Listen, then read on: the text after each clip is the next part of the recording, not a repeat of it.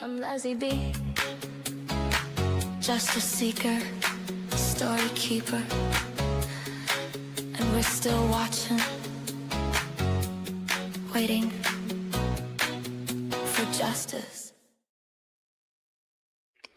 Good morning, everyone.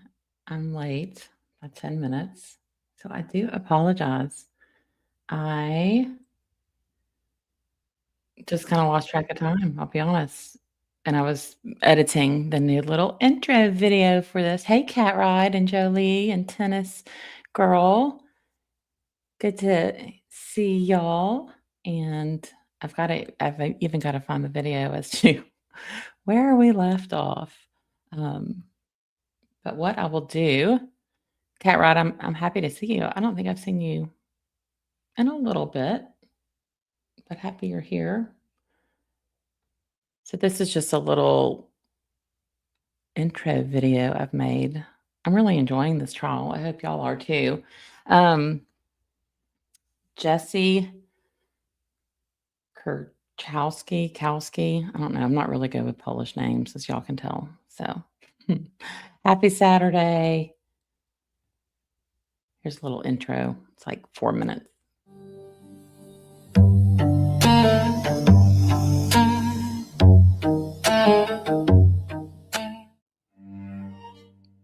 What if I told you someone could be poisoned slowly, right in their own home? Not with something rare, not with something exotic or hard to obtain, but with something sitting in almost every medicine cabinet or purse in America. Eye drops. And what's even more disturbing, the person accused was someone the victim trusted the most. This is the eye drop killer, the case of Jessy Kurczewski. Jessy was a Wisconsin woman at the center of one of the most unsettling poisoning cases in recent years. At first glance, it looks like a tragic death. A woman was found unresponsive. A grieving friend was there. But investigators would soon uncover something far more sinister, because this just wasn't about friendship. This was about control and manipulation and a deadly substance in a medicine cabinet.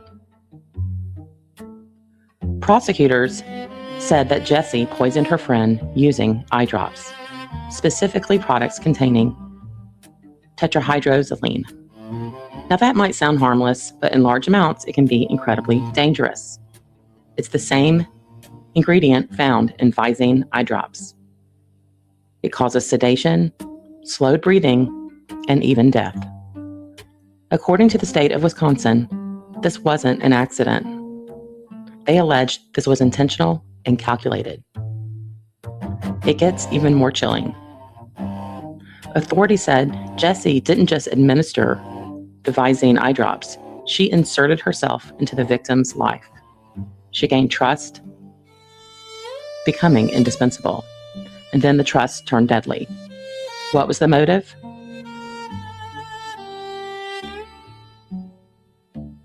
Well, things took another turn. Investigators alleged there was financial gain, and that played a role. Claims of money, control over financial accounts, and a life that may not have been what it seemed. The defense told a different story. They argued this wasn't murder at all, but a tragic, complicated situation involving a vulnerable woman who unalived herself. What really happened inside that home? Was this a calculated poisoning or something far less? This isn't a case just about poisoning. It's a case about trust, deception, and how something so ordinary can become a weapon. Jessy claims Lynn had horrific dry eye and that she was using multiple bottles of Visine at a time. I believe we all know Visine is not for dry eye. It is to remove the redness. This weekend, we continue our coverage of Jessy Kurczewski, the eye drop killer. We're now in her trial, which began in October of 2023 and went into November of 2023. We've heard from the medical examiner and the detective, and we will continue to wrap up the medical examiner and dive into the financial motive. Why did Jessy allegedly do this to Lynn. And remember, Jessy was originally arrested due to parole violations. She had served 4 years in prison for forgery charges. I'm Leslie V., and this is True Crime in a Minute. Thank you for being here.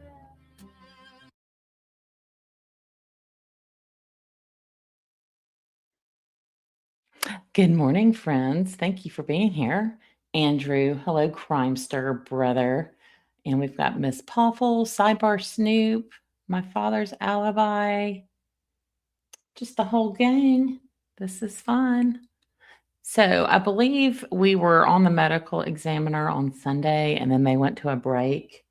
And so what we did was decided that would be a good point to break. So I have found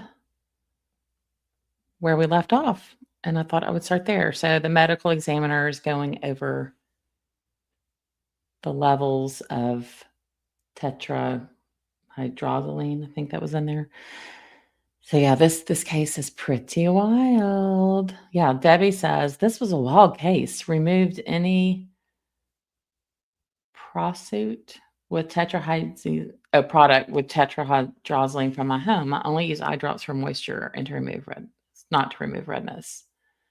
Do we know if Jesse's mom takes the stand? I do not know that. I have not watched this, so I am real time watching this with y'all.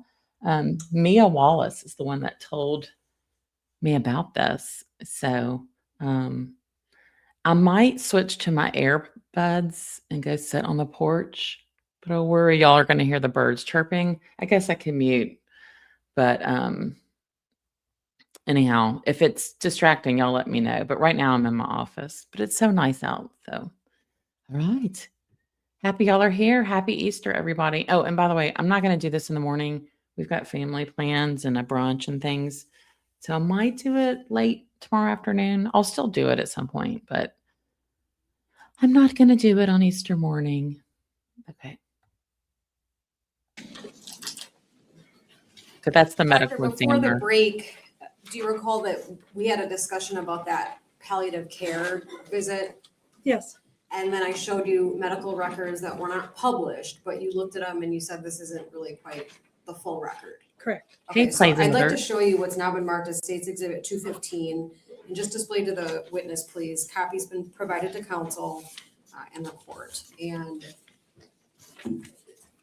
this is a multi-page exhibit, 6 pages. I'm just gonna have Ms. DeValcanier scroll through.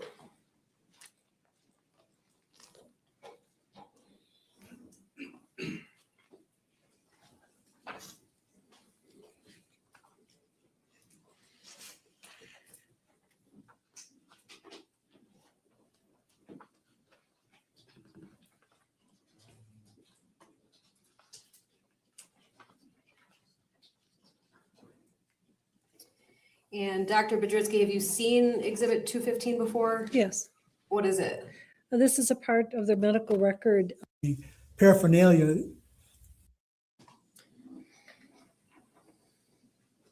Of the symptoms, the complex of tetrahydrozoline, what we know about ingestions of tetrahydrozoline. In terms of the information, On that, Exhibit 211 is received. Permission to publish is granted. Hold on, I went far back, of course. ultimately, what is the date? Can you tell based on Exhibit 215, the date of this consult? We scroll up perhaps.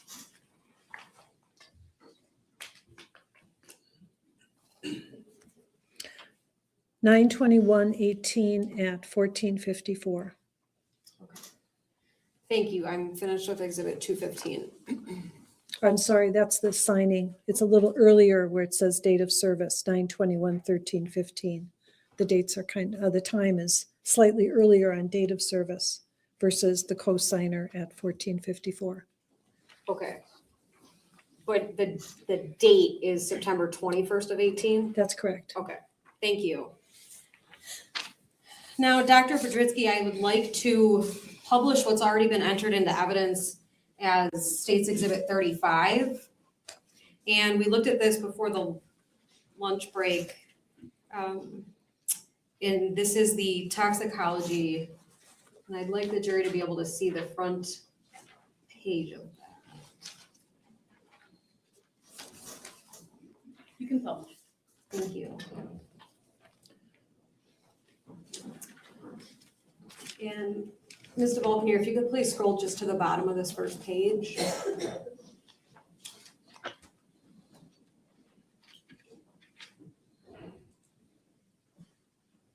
And the exhibit number on there, Dr. is 35, is that right? Yes. Okay, so if we could scroll back up to the top of page 1. You already testified that you've seen this before, and remind the jury what this is. This is the toxicology report. It's a supplemental report. It's actually the 4th report provided by NMS Labs regarding the analysis of the specimens from Lynn Hernan's autopsy. Okay. Remind the jury where NMS Labs is. It's in Pennsylvania. Okay. Does Dr. Sherry Kasinkel work for NMS Labs? Yes. Okay. In fact, did you talk to her regarding this toxicology report? I talked to her about one of the toxicology reports. I don't know if it was this one. Okay. If we scroll to the middle, there's a lot of items listed inside of a box for positive findings. What does that mean?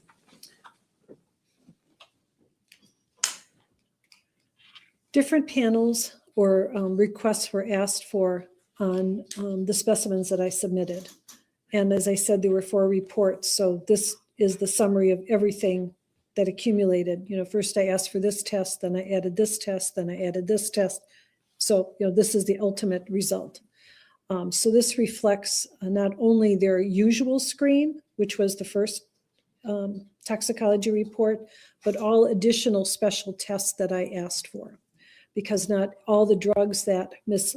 Hernan was on were included in the general screen. And as I learned what medications I should be looking for, I added more of those things. There are 3 different specimens that were sent: iliac blood, gastric fluid, and liver tissue. And so the medications and compounds that were analyzed are separated by those tissues. So we have, you know, the first group is iliac blood, the second group is gastric fluid, and the third group is the liver tissue. The results indicate in the units that follow the number what level of that particular item was found in that particular specimen. Okay. A few questions about what you just said. Throughout the process, do you recall which report from NMS listed tetrahydrozoline on it? The first one. Okay. And it's also listed on here, is that true? Yes. Could you circle that for the jury, please? And what level is reported for the iliac blood for Ms. Hernan? 160 nanograms per ml. Now, ultimately, did that result cause you to do some research in this case? Yes. And in its totality, have you created a summary exhibit that talks specifically about the toxicology in this case?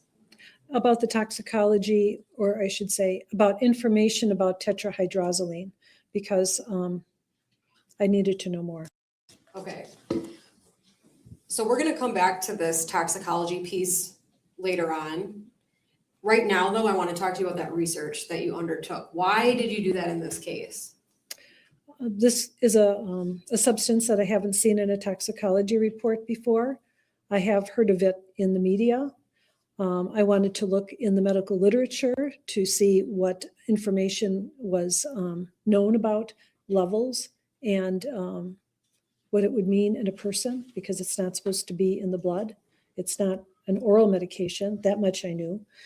So I did research on it. Okay. Is that research memorialized in an exhibit? Yes. And is that, I'd like to show just the witness, please, exhibit 211.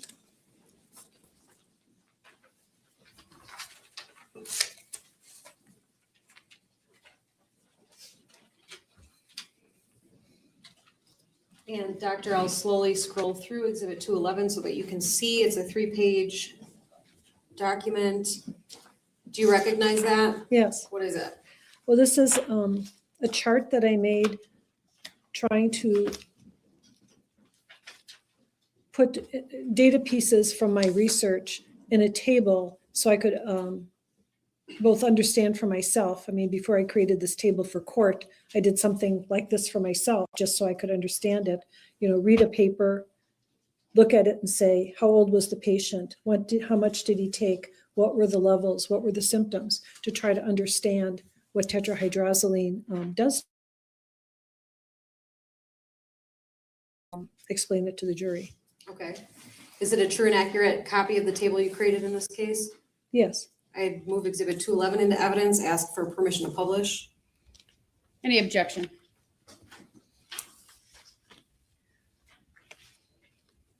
To be honest, it's just been given to 11. I know that the state has, I don't- For a sidebar. Yes, reminder, just, no speaking objections. sidebar.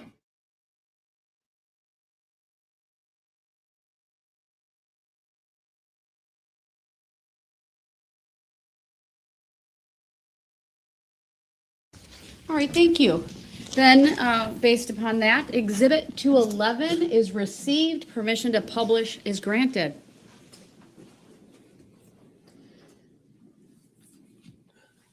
So Doctor, on the very right side of Exhibit,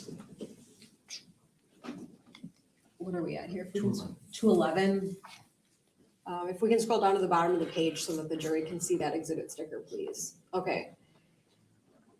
So at the top of page 211, you have the columns labeled again, right? Yes. Could you please go through those for the jury? So I indicated the circumstance in which the ingestion of tetrahydrozoline occurred, then the age of the patient, then the amount ingested if known, then if there was a blood or serum level performed, what that number was, and what hours after ingestion, if known, it was taken, because that would, as time goes on, that might affect what the number would be. If there was a urine level, the hours after ingestion, the urine was analyzed, and what symptoms were documented by the treating healthcare providers. And then finally, what the citation was for the information. So if you could please run through the first row for the jury explaining what the information in each column means. Okay, so I divided the circumstance into what would be called malicious administration, which would include an intent to harm, include drug-facilitated sexual assault, which is what DFSA means. So the first was a mother that gave tetrahydrozoline to her 6-year-old son. The amount is unknown. He presented with symptoms of drowsiness, sedation, and muscle weakness to a healthcare provider. The urine level was determined to be 257 and estimated 20 hours after ingestion. And I apologize, before we go through those, what is the top row that you included in this exhibit? The top row. Right, underneath where it Oh, says. Lynn Hernan. Lynn Hernan, being the patient that I'm doing the research about, I put her on the top so that one could look at what her blood level was compared to what the literature shows. Okay. Now, in this exhibit, Exhibit 211, are all of the entries in here regarding individuals who were deceased? No, So some of these ingestions resulted in the person surviving? most of them.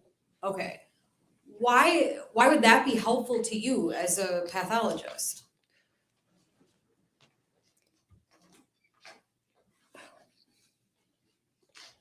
It's important to know what a blood level, what symptoms a blood level or a urine, well, it wouldn't be a urine level, but particularly a blood level. So what would be the symptoms if somebody had a toxic ingestion that resulted in certain symptoms? What would those symptoms be? How serious?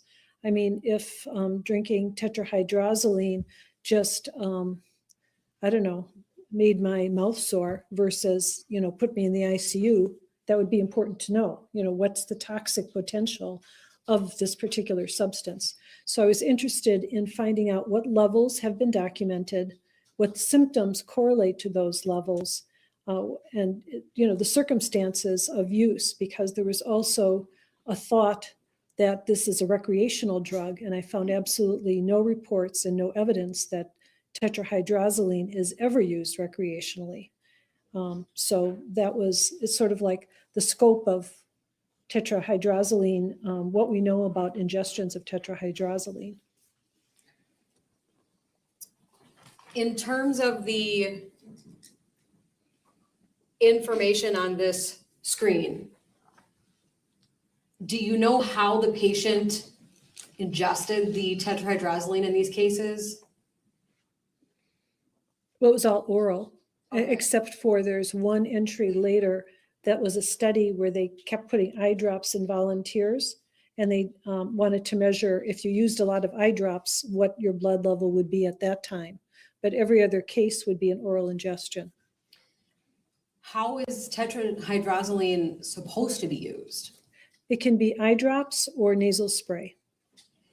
Are there different brand names of eye drops and nasal spray that contain tetrahydrozoline? Yes. And I'd like to actually, if we could please scroll through this exhibit and go down, I'd like to talk about the entry that you just mentioned regarding the people using them in their eyes. I think it's page 3. So on page 3 that the jury's looking at, can you circle the study that you talked about where it was tetrahydrozoline use in the eyes? Okay. Yes. And what can you tell the jury about that study? Well, there was a lot of data from this study. They took a lot of people there. I mean, if you read the paper, it give you the age range of the individuals. They put 2 drops in each eye. They did it at 0, 4, 8, and 12 hours. They tested their blood and urine at multiple points. They developed ranges of what the blood levels were for those people at those times. So there was a range, and then there was a mean, and then they studied also their urine. So it's really a ton of data. I mean, there's no way I could put all that data in the chart. Good morning, everyone that's joined.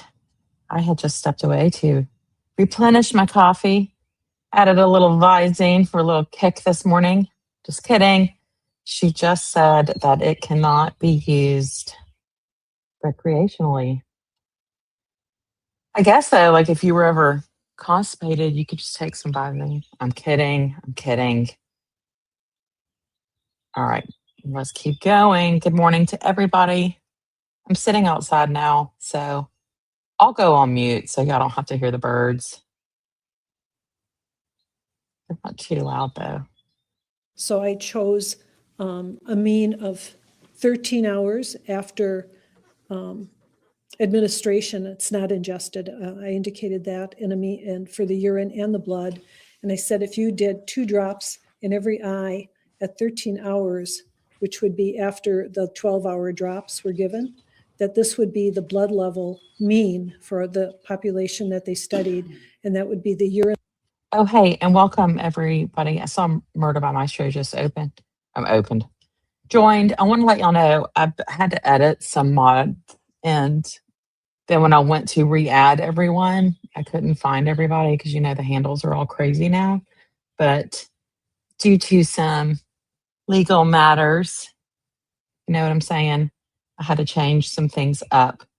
But don't take offense. It's slowly being fixed. Thank you. Level mean for the population that they studied. And what is the blood level mean for these, for this study? 0.209 nanograms per ml, less than 1. Now, going up to page 1, I'm not going to have you talk about each line of this exhibit, Doctor, but I do want to ask you, if we could clear the screen. Thank you. I do want to ask you if you found patterns in terms of the symptoms that people presented with upon oral ingestion of that substance. Yes, the main symptoms affect the brain and the heart. So there are symptoms of drowsiness, lethargy, coma, stopping breathing, and then for the heart, low heart rate, low blood pressure, and heart block. I noticed that on this page, the majority of these entries don't have a blood serum level. Right. Did you find that common in the literature of patients that ingested and survived? Yes. Why? Do you know why? Object speculation. These aren't her studies. Just sustain us to the form of the question. Please rephrase. When you reviewed the research, did it include information about where and how samples can be tested for tetrahydrozoline? Sometimes that was addressed, sometimes not. Okay. Does NMS Labs test for tetrahydrozoline? Yes. Okay. Does a hospital? The hospitals I'm familiar with do not. Do you know why? Overruled. Toxicology testing is extremely expensive. I'm relying on my clinical pathology background where I worked in a hospital lab, trained in a hospital lab. Hospitals don't do a lot of toxicology testing because you need a certain volume of test to make the test worth having on your menu, okay? So most hospitals test for aspirin and they test for alcohol, but they don't test for the wide variety of drugs that we take every day because the instrumentation, the quality control, the samples are just too difficult. So toxicology testing for a lot of drugs, other than like the common ones and alcohol that I mentioned, are usually addressed by private labs that then pull in from a wider patient base to make it worth having the instrumentation and the quality control. Because for every particular drug, you need a high level and a low level to test the parameters of your test. And every time you run a blood specimen, you have to do the quality control run. So it gets to be very complicated. And like I said, if you don't have the volume to do that, nobody's going to do that kind of testing. Could that rationale also apply to labs, toxicology labs, for example? Yes, Are you aware of labs that conduct post-mortem toxicology testing that don't test for tetrahydrozoline? I'm aware of post-mortem laboratories that test post-mortem blood that have a more limited panel than NMS, whether it includes tetrahydrozoline or certain other drugs. I can't speak to that, but I know a lot of other laboratories will only do this much testing. And if it's outside of their scope, then they send it to NMS. So NMS is a referral source for even other laboratories because it does it has a wide array of analytes that it can test for. Okay. Looking back at Exhibit 211, there seems to be a pattern involving someone's consciousness after orally ingesting tetrahydrozoline. Is that true? Yes. Could you tell the jury what you found in your research about that? As I said, it affects the brain. It makes you lethargic, unconscious, even up to comatose. And for that reason, you can see that it is a drug that is used in drug-facilitated sexual assault. It's also referred to as a drug of chemical compliance because it does affect the CNS and make people not remember, be suggestible, lose their judgment, or straight up not be awake. Okay.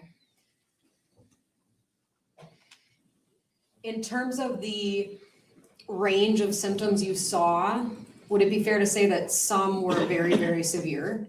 Yes, In terms of even being admitted to the ICU? Object to continuing to bleeding. Sustained. Were there any research articles that you reviewed where the patient ended up in the ICU? yes, Are those reflected on Exhibit 211? yes. Okay, if we could please go to page 2.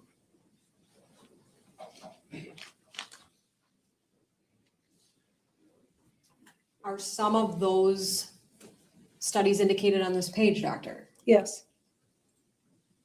Why is it important to you in your job to know that that's a possible symptom? Well, it indicates the severity of the symptoms, especially if you have a blood level associated with it. Because if you survive, but you needed to be in an ICU to survive, that's pretty significant. In other words, would you have survived without aggressive medical therapy? I think that's a reasonable question. Well, this jury was told that tetrahydrozoline can't kill a person earlier this week. Would you agree with that? Not only don't I agree with that, I think it's an irresponsible statement. Why? Because statements that this won't harm you is actually the basis of some of the acts that are recorded. To the state, the response isn't responsive. to the- Overruled. She may continue answering. Some of the cases that are reflected in this table, people said, I didn't think it would hurt them. I just wanted to make them sick. So the seriousness of the effects of tetrahydrozoline reflected by the symptoms that are documented is not consistent with it being harmless. And I certainly do think it can be fatal. And there is, if not medically reviewed literature, there is legal documentation of its ability to cause death.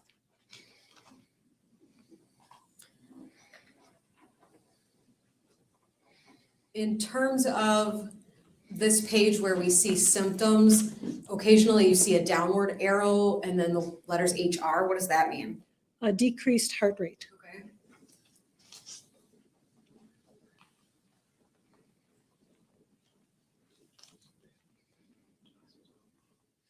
In terms of this, I just turned on closed caption because I know a lot of people like that. And shout out to Murder by Maestro, who taught me that you can actually move it around on the screen. Thanks. page 2 of Exhibit 211, were all of these individuals people that survived the ingestion? Yes. Okay. Going down, please, to page 3.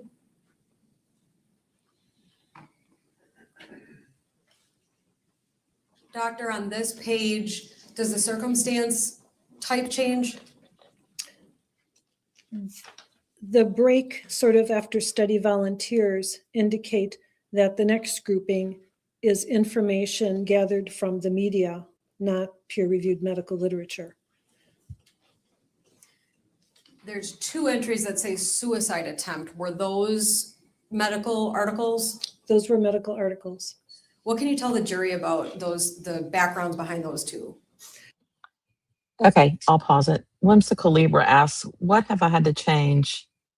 Missed that.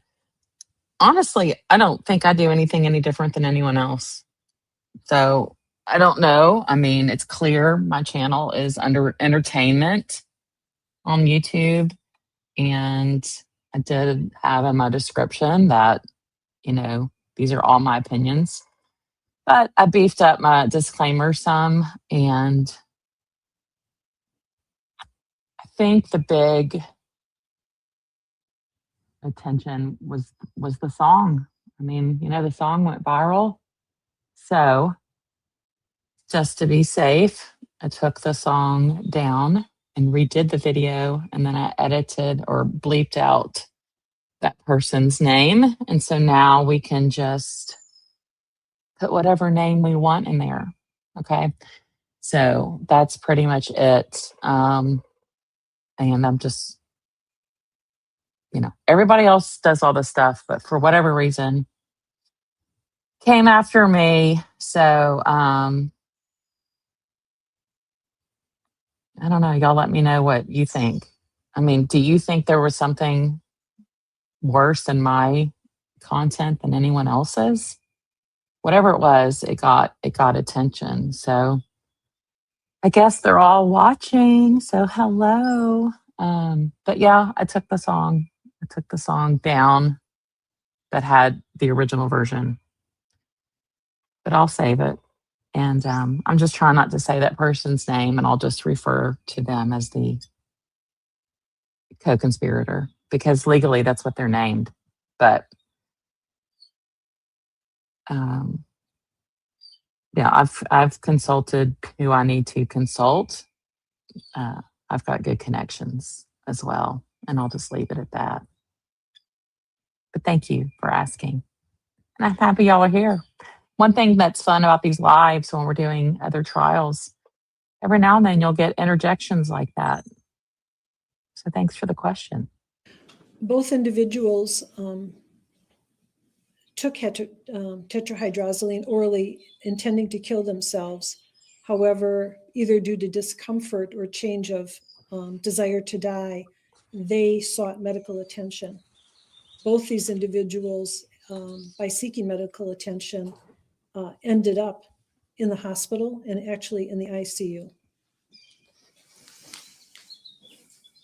In terms of the entries along the bottom, are those peer-reviewed medical articles? No, the last four rows are not peer-reviewed medical articles. Why did you? Yeah, Julie, I think that line might have been one of them. But here's the thing. It was my opinion, and it's, I think, our opinions. But I guess I didn't have a big asterisk, because I was stating it as fact. But interestingly enough, there was nothing in my letter that said specifically that. Like the other letter we've seen specifically quoted things. Mine did not. It just said, do not talk, basically, like wants everything, I shouldn't be using any of it, friends or family or anything. So why are people so scared? It's almost like, I struck a nerve. But no, I got an email, but I hadn't checked the email because I was in jury duty. And then when I got back to my office days and days later, I had a FedEx that was shipped to my office. So obviously found me on LinkedIn because, you can search my image and find me. It's not hard because of my job, but whatever. And that's all I'm going to say right now. Do you find it helpful to review those items and include it? Because I thought that indicated that tetrahydrozoline can be used to poison somebody. The first entry after the break says homicide, and on the right side it says confession. What in that case was relevant that you included this? Object. Overruled. This case involves a woman who confessed to dosing. Cipher, Judge? Sure.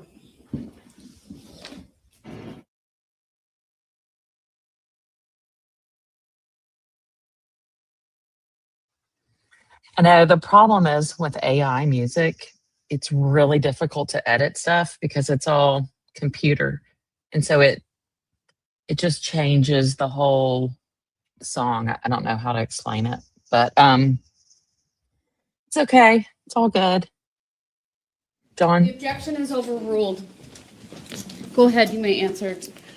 This case involves a woman who admitted to dosing her husband with tetrahydrozoline and initially told investigators it was a natural death.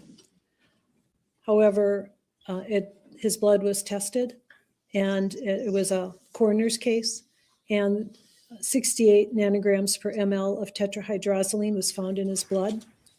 And upon later questioning, I've shared this on here before, but when I was getting a divorce back in, God, what year was that? 2007. And my ex-to-be, we were in the middle. We were in the part, I think, approaching mediation. I don't remember, where you're just all pretending to be likable.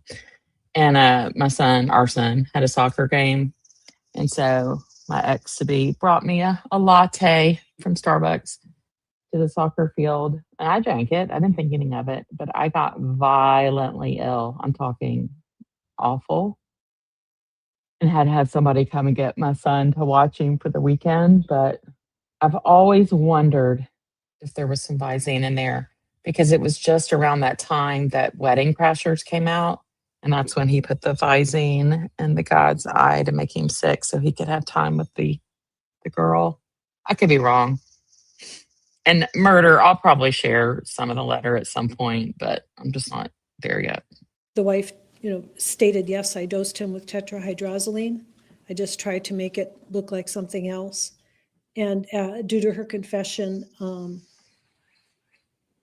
she was convicted.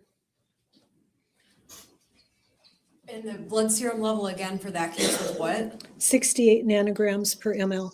What is the iliac blood level for Ms. Hernan in this case? 160 nanograms per ml. Okay.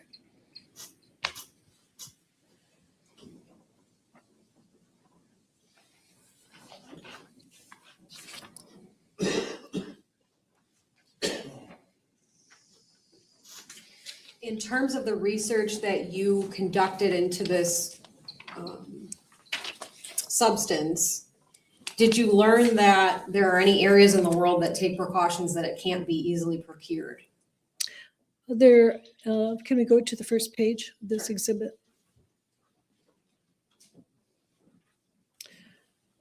The book by Kintz, he's French, and the case is a boy that he got ill in France, and the point of his report was that the mother was from the United States and carried the eye drops containing tetrahydrozoline in her purse.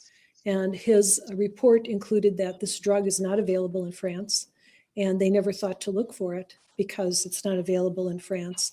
But it's a cautionary tale in terms of the toxicology analysis that people should perform when they see certain symptoms, that they should consider this particular substance. So in France, I learned that it's not allowed.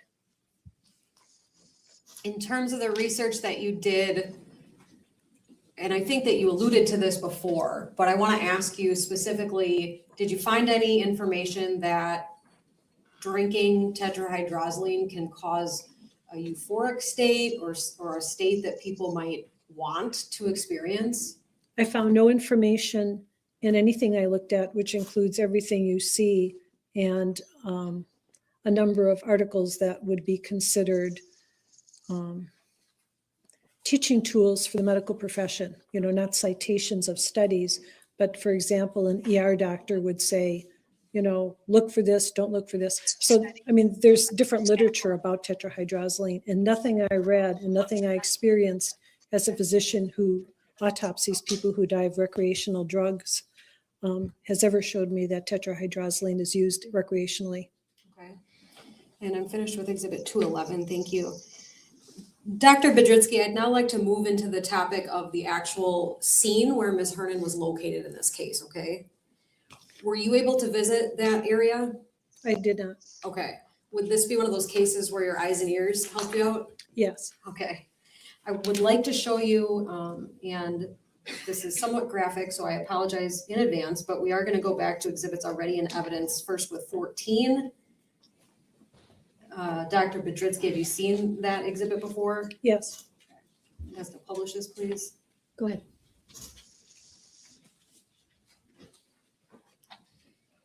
Was this photo significant to you in your analysis of cause and manner of death? Yes. Why? It was very, not only this photo, but what is shown in this photo that's unusual is shown in other photos. And what is unusual is the sprinkling. Can I use my finger? Sure. Yeah. So it's the sprinkling of these particles on her chest. There might be one right here, but it's not in her mouth. So in other words, there was a sprinkling of multicolored pill fragments on her body, in her hair, on her chest, over her shoulders. It literally, the only thing I thought of when I saw this was somebody, held crushed pills and just like sprinkled them like confetti. I've never seen that in a case before. And when you say you've never seen it in a case, that includes 500 deaths a year that your office processes and you doing a portion of those? Yeah. And that includes prescription drug suicides, true, right? True. Okay. If we can please move to Exhibit 15, and that can be published, it's already in evidence. And Dr. Budritsky, is this another image of what the jury just looked at? Yes. In terms of what we see in Ms. Hernan's mouth, could you circle that for the jury? Where there's one pill fragment on the sort of on her lip, outer lip, not inside her mouth. And then her mouth is stained with, stained red, and her tongue too. Based on your expert opinion, does the staining appear like it's blood? No, it looks like artificial red food coloring, basically. Okay. Now, were these photos that were taken at Ms. Hernan's residence? Yes. Were there more photos taken when Ms. Hernan was brought to the medical examiner's office? Yes. And this, if we could please not publish, Doctor, I'd like to show you some exhibits that are not into evidence yet. Starting with Exhibit 40 and going through 45, I'm going to ask Ms. DeVolcanier to please flip through each of those. I'd like you to look at them, and then I'll ask you some questions when you're finished.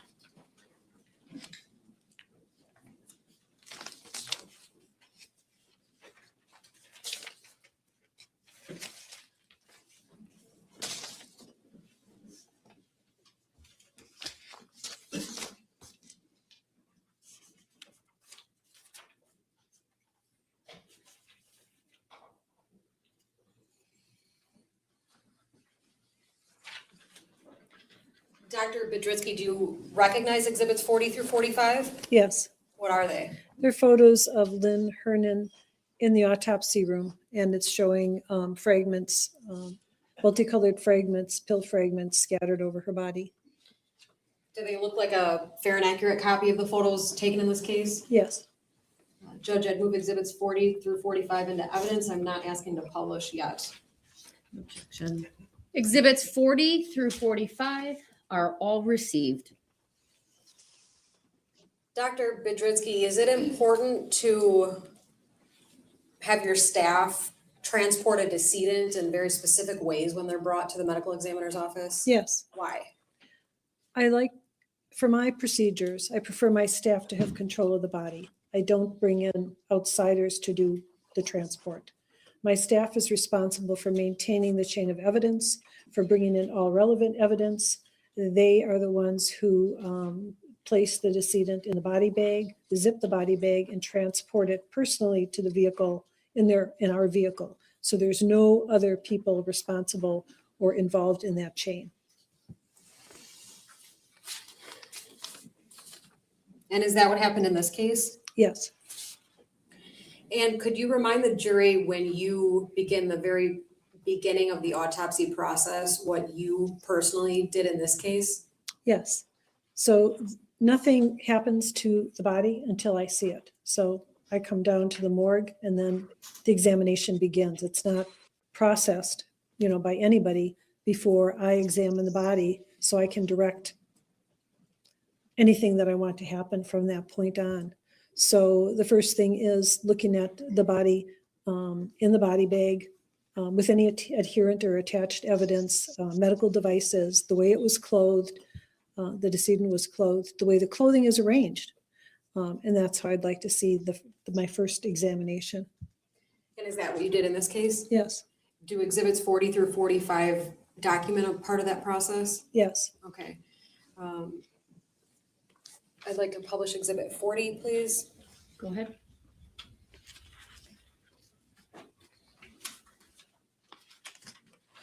Dr. Budritsky, what is the jury looking at here? This is the face of Lynn Hernan, again showing pill fragments, and the one we showed before, also pill fragments here. And I apologize, the jury didn't have that up in their box before we circled okay. those, but the Right. circle on top is what? Pills in her hair, Okay, and then the one on the bottom? pills on her neck. pill fragments on her neck. Moving to exhibit Hold 41, on, please. before you go. There's also an arrow. Oh, sorry. There's a pill fragment we saw in prior two pictures in the corner of her mouth. Okay, thank you. Do you need this captured at all? All right, thank you. Moving to exhibit 41, doctor, what are we looking at here? More pill fragments on the neck of Lynn Hernan. What about exhibit 42?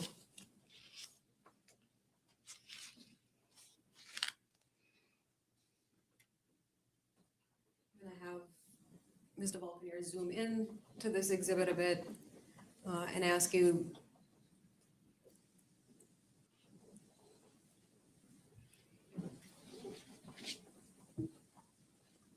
Was this photo taken during the same process you've discussed already? Yes. Do you know why? We always take circumferential pictures of the body, and there might be something that I was attempting to capture, but I must confess, like, it's very hard to see. Okay.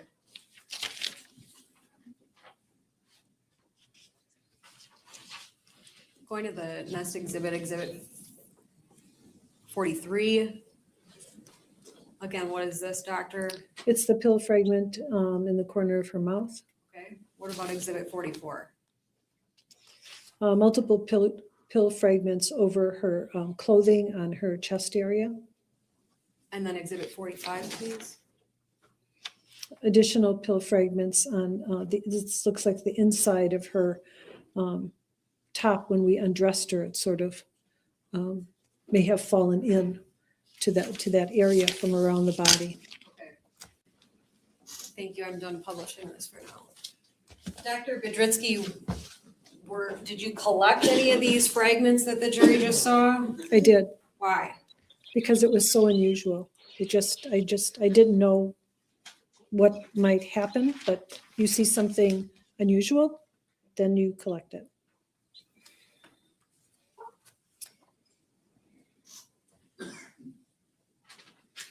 What did you do with them after you collected them?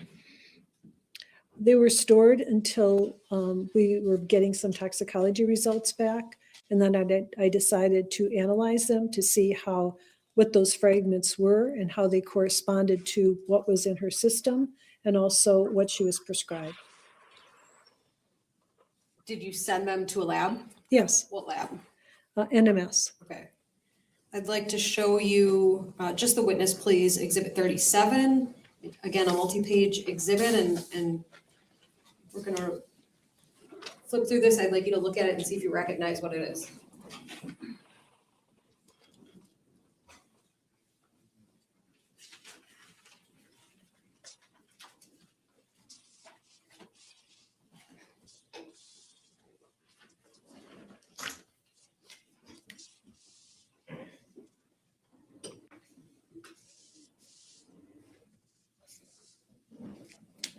And if we could go back up to page 1 for the witness, please. It's not on the witness, but I'll turn it on now. Sorry. Dr. Bedritsky, I'm sorry, I should have asked you, if we could zoom out and show the exhibit number on here. Are you now looking at exhibit 37? Yes, Okay, and you can tell that it's a 16-page document, is that true? yes. So I'm just gonna have Ms. DeVolk here go through the pages, please. Can you go back to one? Sure. We may need to zoom in a bit. If we can start at Not one, but okay. The second page. Third page. Okay. These are two documents. okay. I mean, you can see that there are two different parts of NMS. One is criminalistics, one is toxicology. This one is the report issued 8/7. What I'm looking at now is the second document, which is the toxicology report from the biologic specimens. The first 2 pages for the report of the pill fragments. They're not really together. I mean, they're 2 separate reports. So, and that's our error. I apologize. I'd like you to focus on the first 3 pages of exhibit 37, please. Okay. So this page, and I think it's just a 2-page report, Okay. is the report. It's labeled drug chemistry final report. So it's from a different division that does seized evidence versus biologic specimens. And this is the report on the pill fragments that I sent. It indicates that they received a colorless plastic container with multicolored solid material. And the compounds that they identified, do you want me to read that? No, I'm just Okay. gonna ask you if these two Okay. pages look like a fair and accurate copy Okay. of the report that you got back in this case. Okay. Yes, they do. Okay. In terms of the remainder of Exhibit 37, are those also records that you received from NMS Lab in this case? Yes, Okay, and you've seen those before as well? yes. I'd move the entirety of Exhibit 37 into evidence and ask for permission to publish the first 2 pages. Any objection? No. Exhibit 37 is received. Permission to publish the first 2 pages is granted.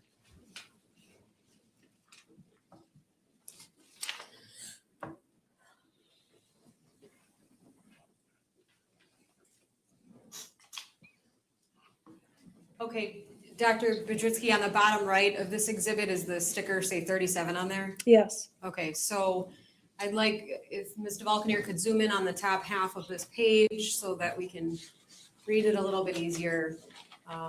Again, this is the same lab that you used for toxicology of biological specimens in this case. yes.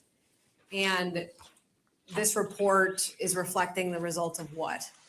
Of the pill fragments that I removed from the body, the outside of the body of Lynn Hernan at the time of autopsy. Okay, and if we can scroll down, please.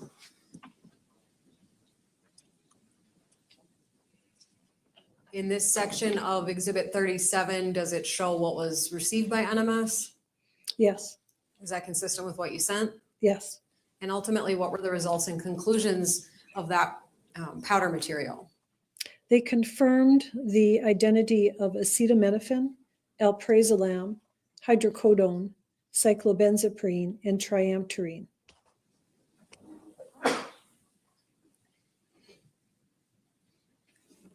Were the results of this analysis important to you in this investigation and in determining a cause of death?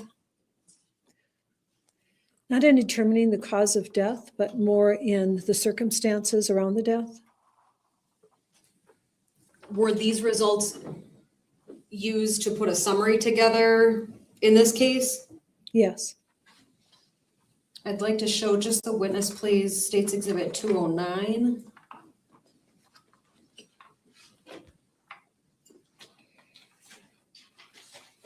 And Dr. Budritsky, let me know when you can see that before you. I can. Okay, and Good morning, Charlotte Josie. I had a Cavalier King Charles named Charlotte. She was so sweet. Now I have a Cavalier King Charles named Katie. She's the good Katie because Katie McBanois is the bad Katie. John Smith, yeah. The K's can moonwalk to prison. That's funny. Yeah. True story, like early 80s, we went to I guess it was a Jackson 5 concert. I mean, Michael Jackson, I don't know, how old would he have been then? But we went to it. It was in Knoxville. It was where the UT football team plays. And they came up in elevators out of the floor. But the concert started late because it was raining. And I fell asleep. True story. I mean, I was a little girl. I think I was maybe 8 or something. that's a one-page exhibit, is that true? Yes. What is it? This is a table I prepared that has a lot of information about the compounds that were identified in the blood of Lynn Hernan that were in the toxicology report. So I took the compounds that were found in the toxicology report, and then I said, this is what they are in the blood. Did we also find them in the liver? Did we also find them in the gastric? Were they part of the fragments that we found? And were they at the scene as in a prescription bottle or loose? So I tried to look at those particular compounds and how they were reflected in all these different areas. Is the screen before you a fair copy of the exhibit you created, 209 in this case? Yes. I move exhibit 209 into evidence, ask for permission to publish. Objection. Exhibit 209 is received. Permission to publish is granted. So, Dr. Budritsky, is this the same exhibit 209 that you just looked at on your screen? Yes. Okay, so I'd like to have Ms. DeValcanier zoom in a bit to just get the full chart in there as big as we can, okay?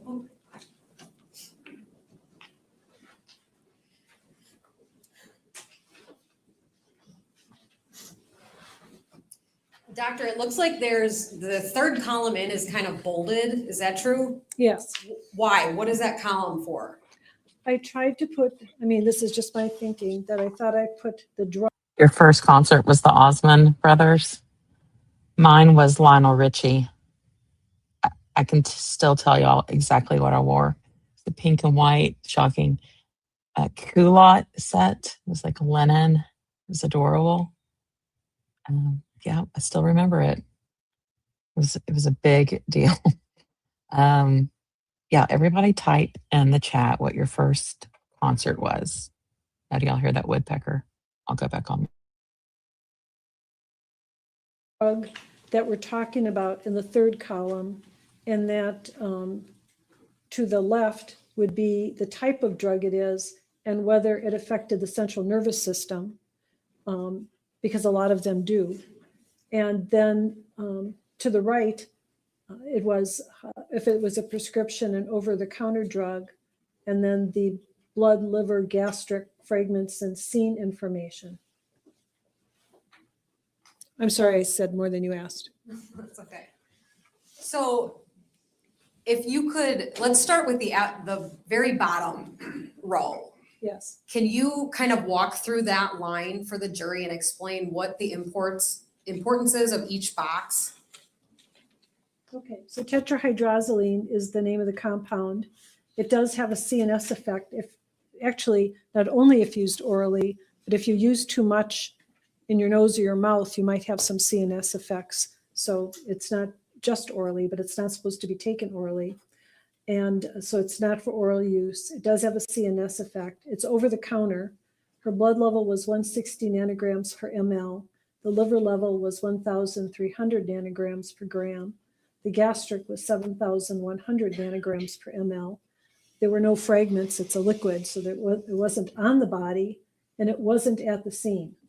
So there was no empty eye drop bottles or full eye drop bottles at the scene anywhere. Why was it important for you to know whether these compounds have a CNS depressant effect? Because they can be additive. You know, if you take a couple, and we talked about that when we looked at the medical records with the concern about alprazolam and hydrocodone. And then if you add a bunch of more things that affect your CNS, that can be additive, which is also reflected in how I sign the death certificate. Okay. And we'll look at that in more detail as well. But in terms of all of the compounds listed above tetrahydrozoline, where did you get those? Where did you get that information from? What part? I mean, how did you know what to put in each row? In terms of whether it had a CNS effect? No, I'm sorry. In terms of the compounds you listed, Yeah. why did you pick those ones? Those were directly from her toxicology report. Okay, so that's the exhibit the jury's already seen with a long list. Yes. Okay, so in terms of the blood levels on exhibit 209, is that copied directly from the NMS toxicology in this case? Where they gave therapeutic levels, I used their numbers. In 2 cases, they didn't really say this is the therapeutic level, which is in for hydrocodone and for baclofen. I used another source just to give a sense of where the number lies. Okay, so let's go through this. I'd like to zoom in on the top piece, please. And the first compound says acetaminophen. I think probably the jurors have heard of that before. What is it? Tylenol is an Okay. example. Yeah. And that was something in Ms. Hernan's toxicology? Yes. And where it says at scene, could you explain to the jury what that box means in this case? That means there was medication at the scene or a prescription bottle at the scene indicating she was prescribed the drug. For the case of acetaminophen and also for hydrocodone, when we get there, the pill that she was prescribed, the compound, both drugs were in the compound. So it was acetaminophen, hydrocodone. So even though the blood says acetaminophen, I can't tell if it's because it was acetaminophen with the hydrocodone or if she also took acetaminophen by itself. But her prescription was for a pill that contained both. And the pill that was found at the scene was that pill that was basically acetaminophen with hydrocodone. In terms of, Correct. Never heard of the TAMs, but I bet my parents have. So I'm going to ask them tomorrow at Easter brunch. I bet it was good music. the count use column, why is that helpful to you?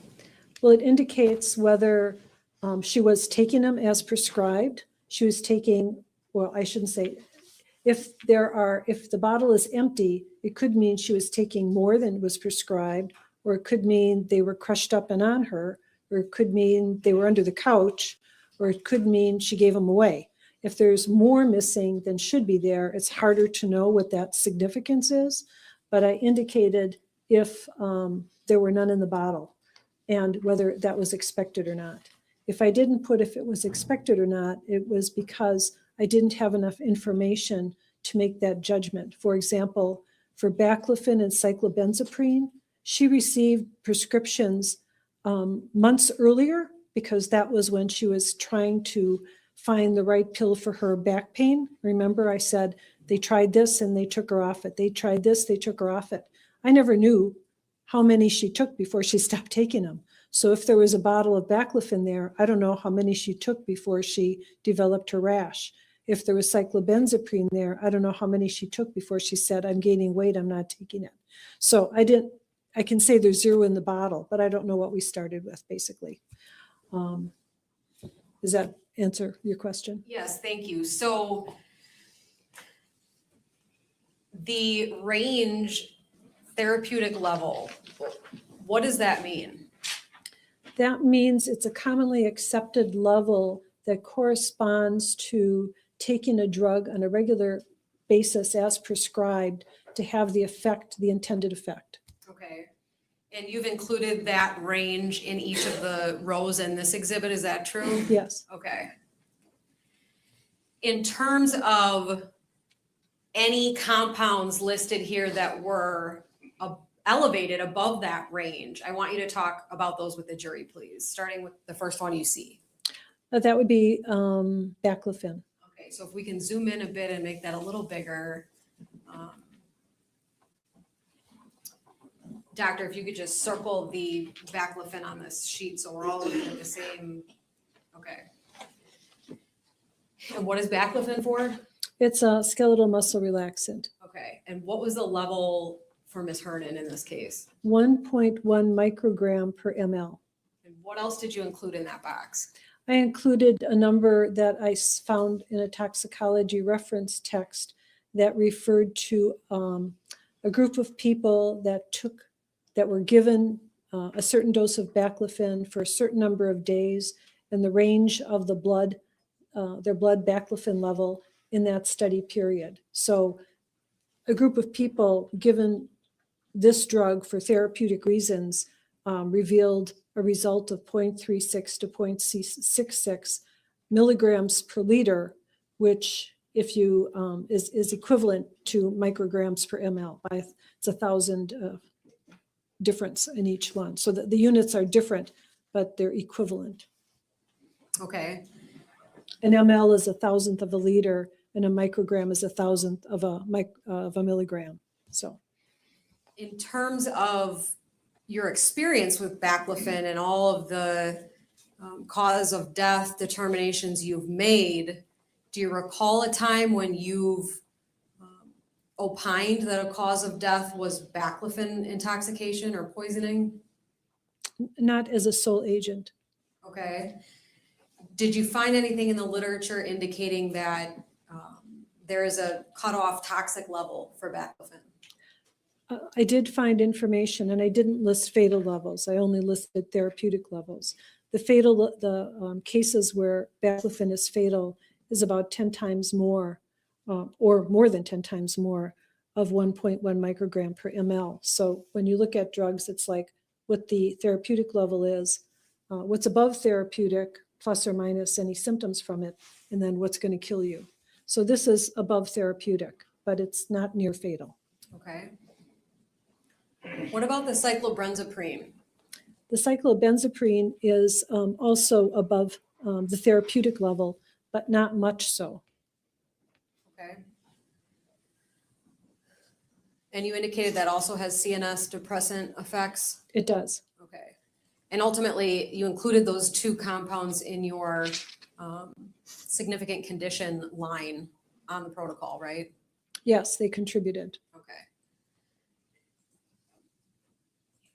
Same questions with the cyclobenzaprine level. In your experience, have you seen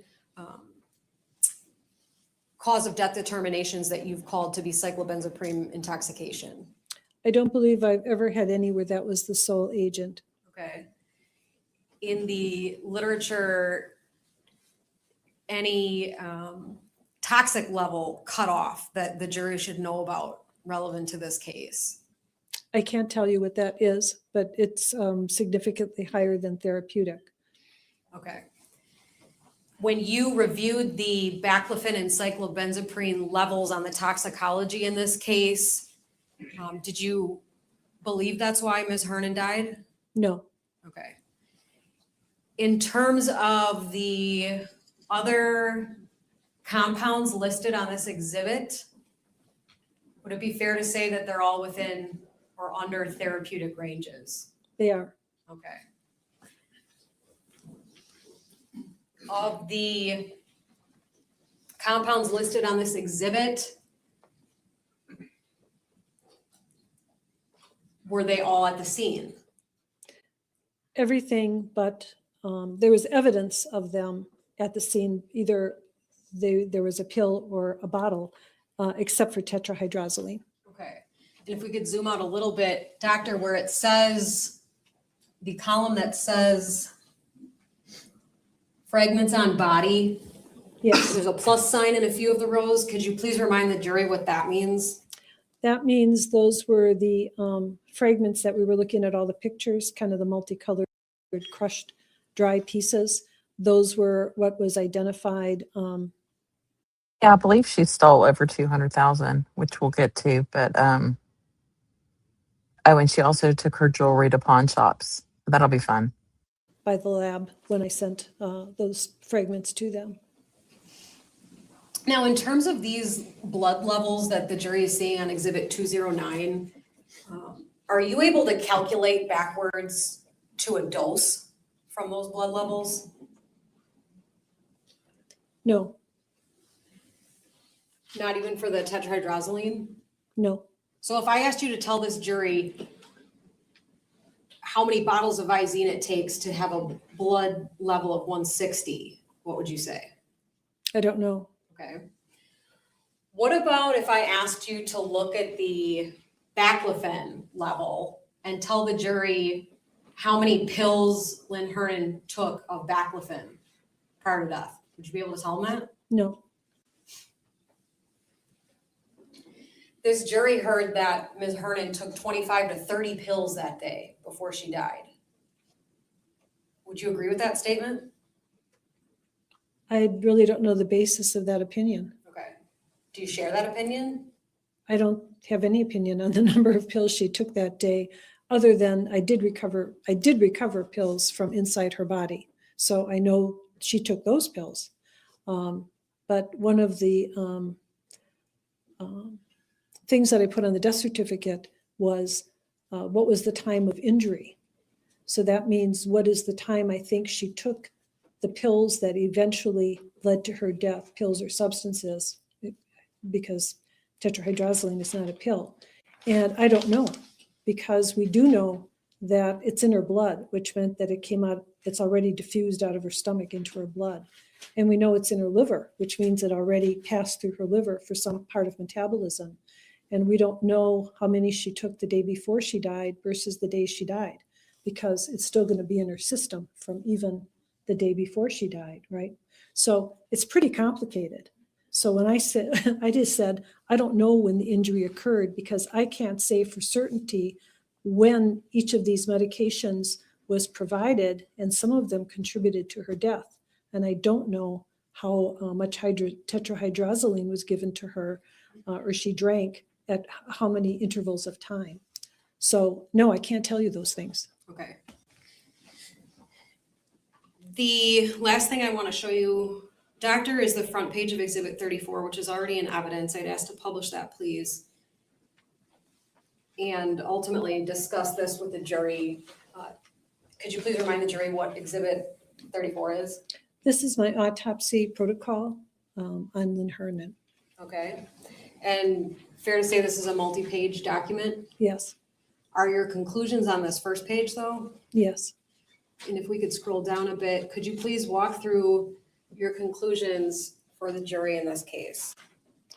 My opinion is that Lynn Hernan died of tetrahydrozoline poisoning, and that other significant conditions included baclofen, ropinirole, alprazolam, hydrocodone, and cyclobenzaprine use, as well as interstitial myocarditis, hypertension, hepatic steatosis, and chronic obstructive pulmonary disease.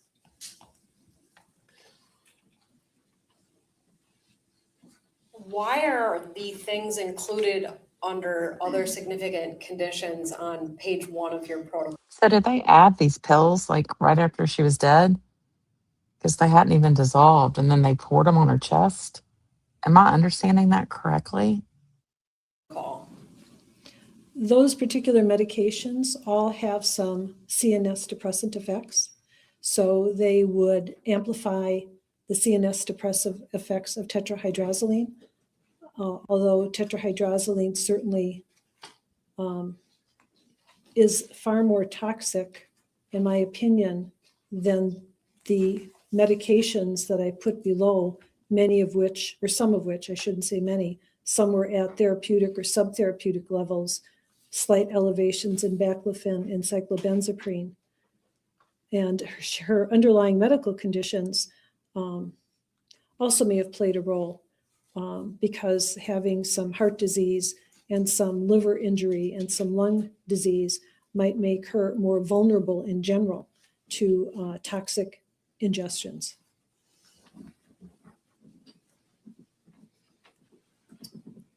In terms of the other significant conditions listed that are medications, would it be correct to say that all those medications are things that at one point in time Ms. Hernan was prescribed?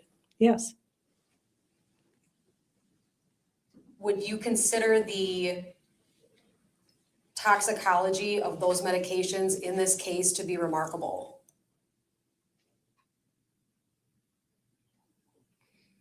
they're pretty typical. I mean, remarkable. It's typical of what I see in my practice, having people with chronic health conditions having polypharmacy.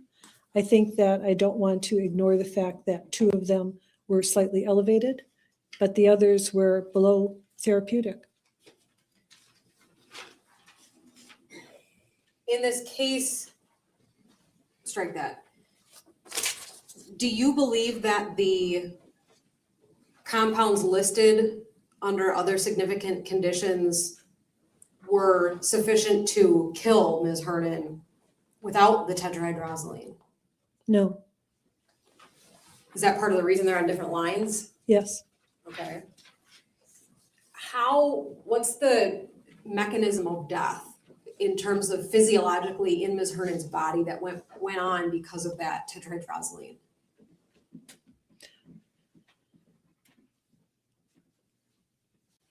She wasn't monitored as she died.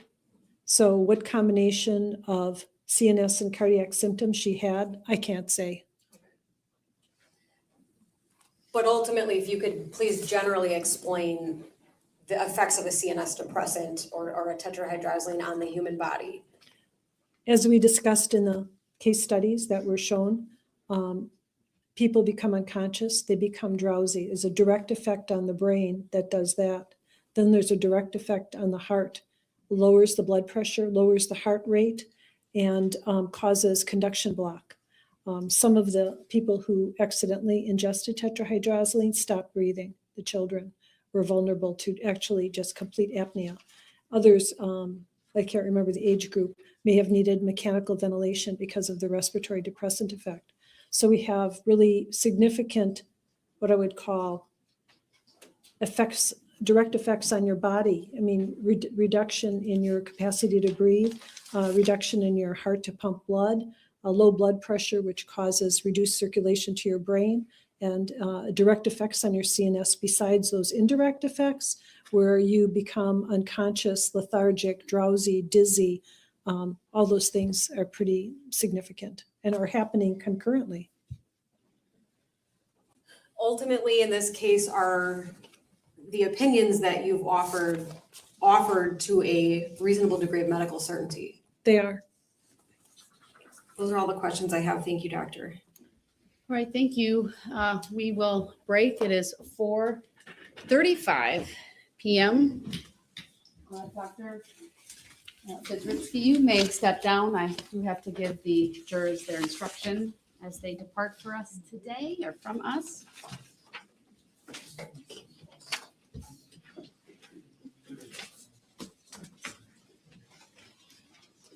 And she will, of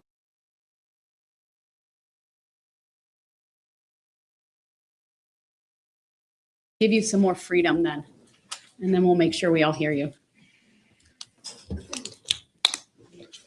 All right, this is the next day, continued with the medical examiner.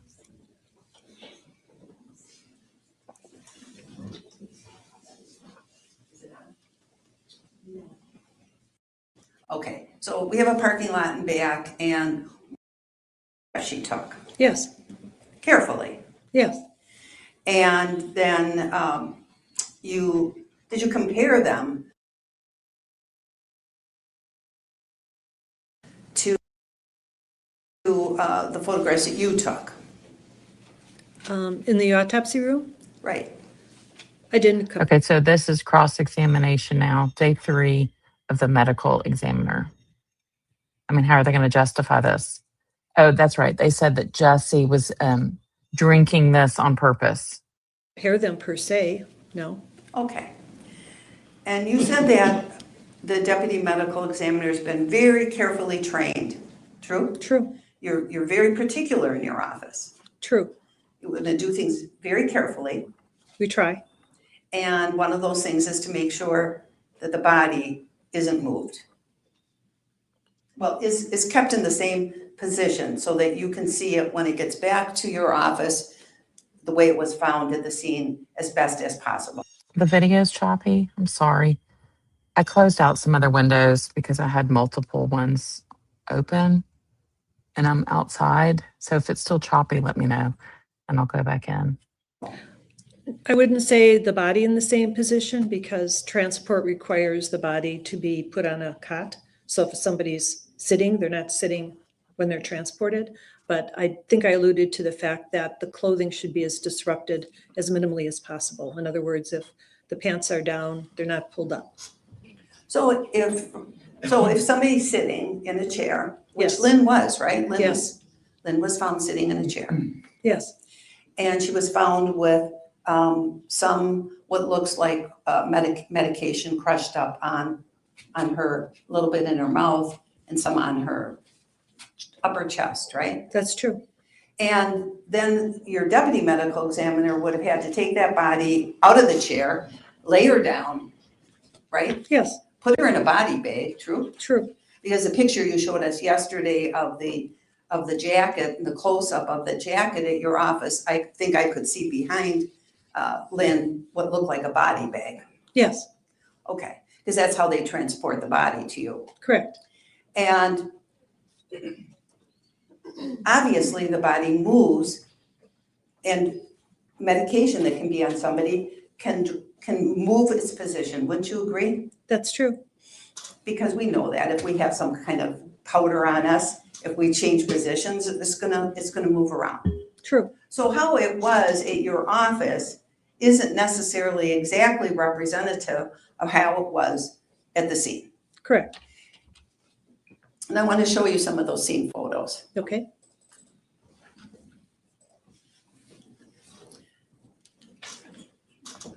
So I want to go through the scene photos and one by one, and some will move through faster and some not. This is already been admitted as our exhibit.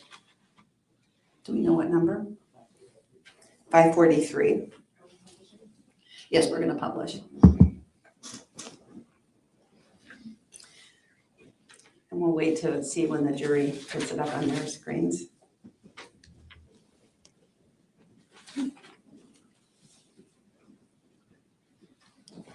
It's not on the district attorney's screen, Madam Clerk. I can see.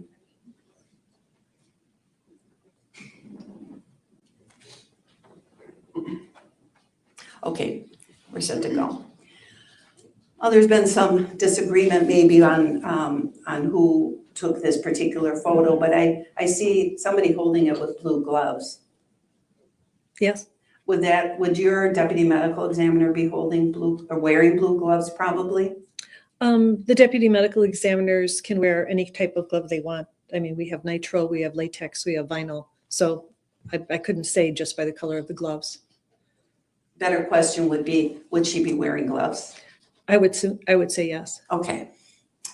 And page 2, that's how Lynn was found at the scene, right? Yes. And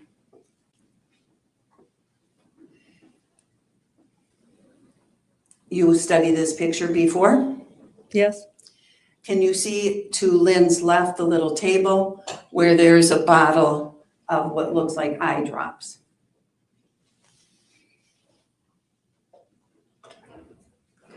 It's a bottle.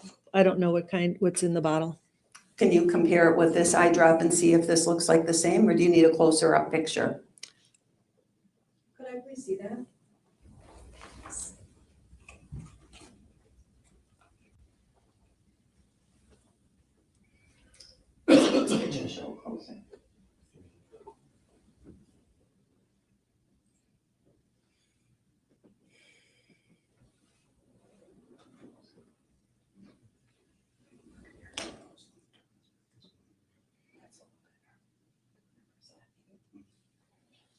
You bet. We're going to show you same exhibit, page 8. I see. You see? Yes. So we've gone out and bought what we can see on the table and compared it. May I show you this Yes. item? Go ahead. Thank you, Judge.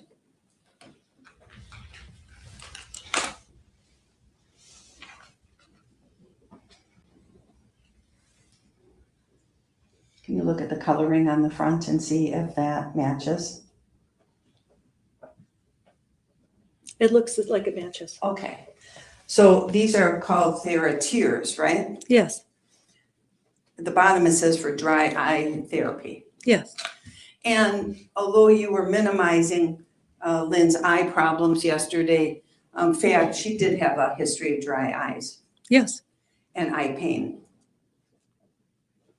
I don't recall the pain. I recall her saying she had dry eyes. Okay, well, we'll get to that when we get to her medical records.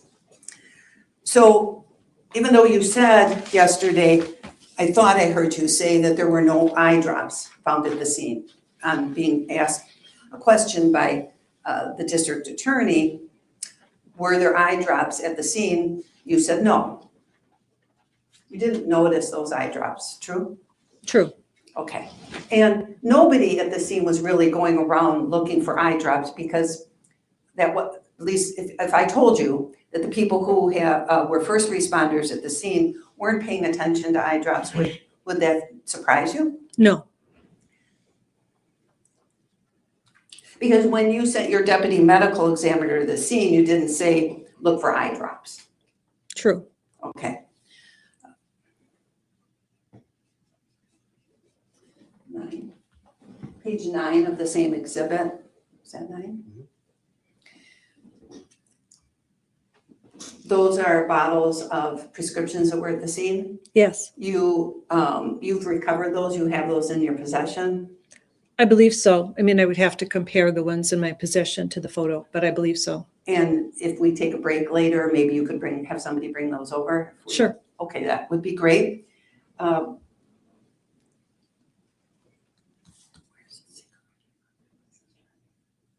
No, number 9. Oh, number 8.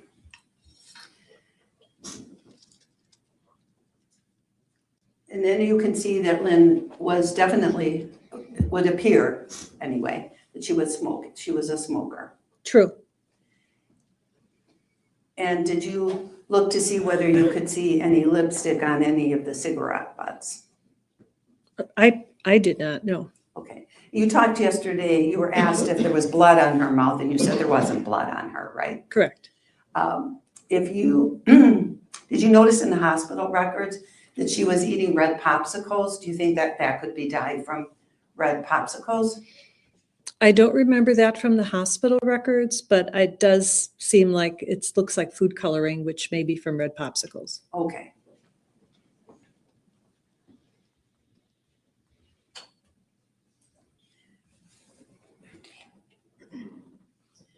There's a plate of substance that was at the scene. Have you seen this before? Yes. This substance wasn't tested, was it? No. We really don't know what it was. No. Was it when you said you sent substance in to be tested, was that just what you found on Lynn's chest area? Correct. That's the only loose substance that was tested. Correct. And what was on the floor there that wasn't tested? It was recovered, not the fragments, the pills themselves were recovered. And you have those pills in your possession? Yes. But the fragments on the floor, those weren't tested? No. You didn't instruct your deputy medical examiner to gather these substances so they could be tested?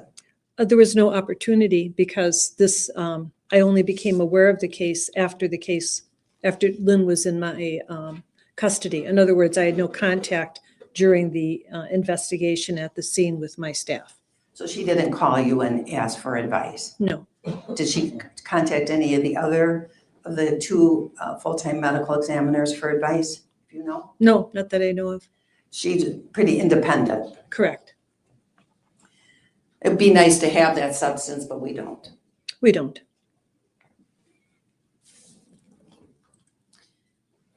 Is that a closer up view? We're looking at picture 14. Yes. You saved those pills? Yes. 16.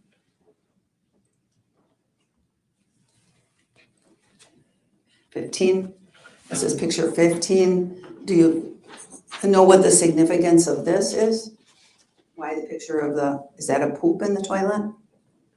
I can't say that it's just dark because it's the end of, the base of the toilet or if there's a substance in it. I can't tell. Looks like there's a special toilet seat put on top of the regular toilet, doesn't it? If you look above, can't you see the normal toilet seat Yes. is up, like a man might put it up, for example? Yes, And then there's another seat on top of the toilet, right? correct. And you've seen those before for people who have trouble getting down on a toilet. They might have higher seats, right? That's true. Is that what that looks like? It does. Did you, was there any significance to this photo in your mind? In terms of being negative, I mean, sometimes my staff look at the toilet to see if there's vomit, urine, or, excrement in it. It seems to be part of their routine examination. So it's maybe significance in its lack of showing anything specific. This picture, which is number 19 of Exhibit 543, is a photograph also taken by your medical assistant medical examiner of a checkbook ledger, true? Yes, Indicating that Jessy can always be reached. Yes, And indicating that it's a mother-daughter between Jenny Flowers and Jessy Kurczewski, right? You see that? I see Jenny Flowers, the arrow mother-daughter. Do you know, because you've been working on this case, that that is a mother-daughter? I am aware.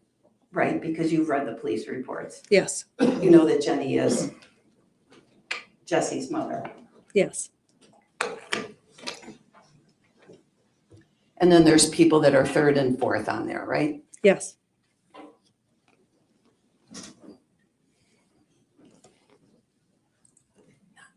No. 22. And you read this, you've seen this photograph. yes. This was not preserved, No, but you can see, you've read it. yes, It appears to have been written by Lynn on 9/26 of 2015, right? yes, And she indicates at the top that she's of sound mind, and then she even signs her signature up there at the top, right? yes, Doesn't it appear to be instructions if she's in the hospital for what people, if she's in the hospital or otherwise incapacitated, for what people should do in her home? yes, Like, for example, if you walk out after night, at night, make sure you have the keypad with you, right? yes, Information about where the blankets are. In my bedroom Yes. closet. yes, Leave the TV on for the cats. yes, Don't touch antennas. yes, It's a lot of instructions, and as you go down a little bit further, can we bring that down a little bit? IC 2629281000, I happen to know to be the Waukesha Memorial Hospital number. Do you know that too? no, Okay. It's just because I remember numbers, we can't see. Okay, we'll bring up 21. Is that the way to margin a little? Can you see it close? Is it close enough for you to be able to see Yes. that number? yes, And it does say desk at hospital, right? yes, And they'll connect you with my room. yes, And other instructions were on the next page. What Jesse, or what Lynn wanted done, right? You've gone through all that. I did read this. And on picture 23, do you see where it says Keith, Jim, and Corrine, they don't need to come over here? It's over, do you see that by their names? I'm looking. Do you see their names in the middle of the page? With their phone I numbers? see. Do you look to Yes. the left? I see. Telling them they don't need, telling whoever reads this note, they don't need to come over. Correct.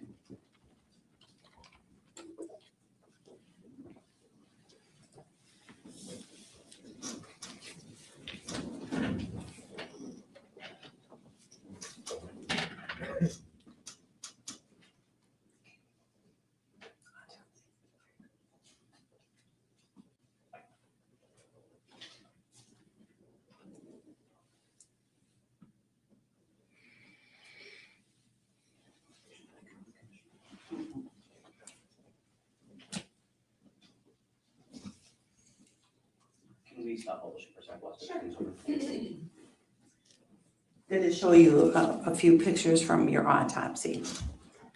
Judge, a couple of these are going to be graphic. All right, thank you for the heads up on that. I graphic appreciate it. than what we've seen so far. Right. I'm on the next one. Yeah, go back.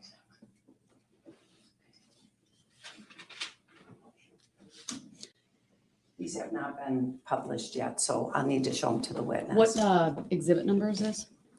This is our exhibit.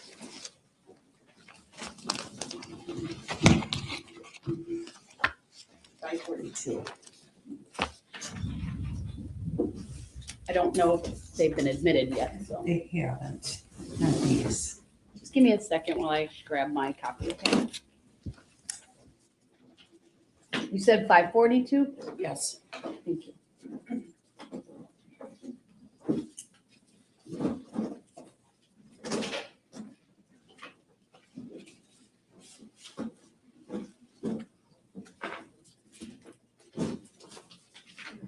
All right, I have them, thank you.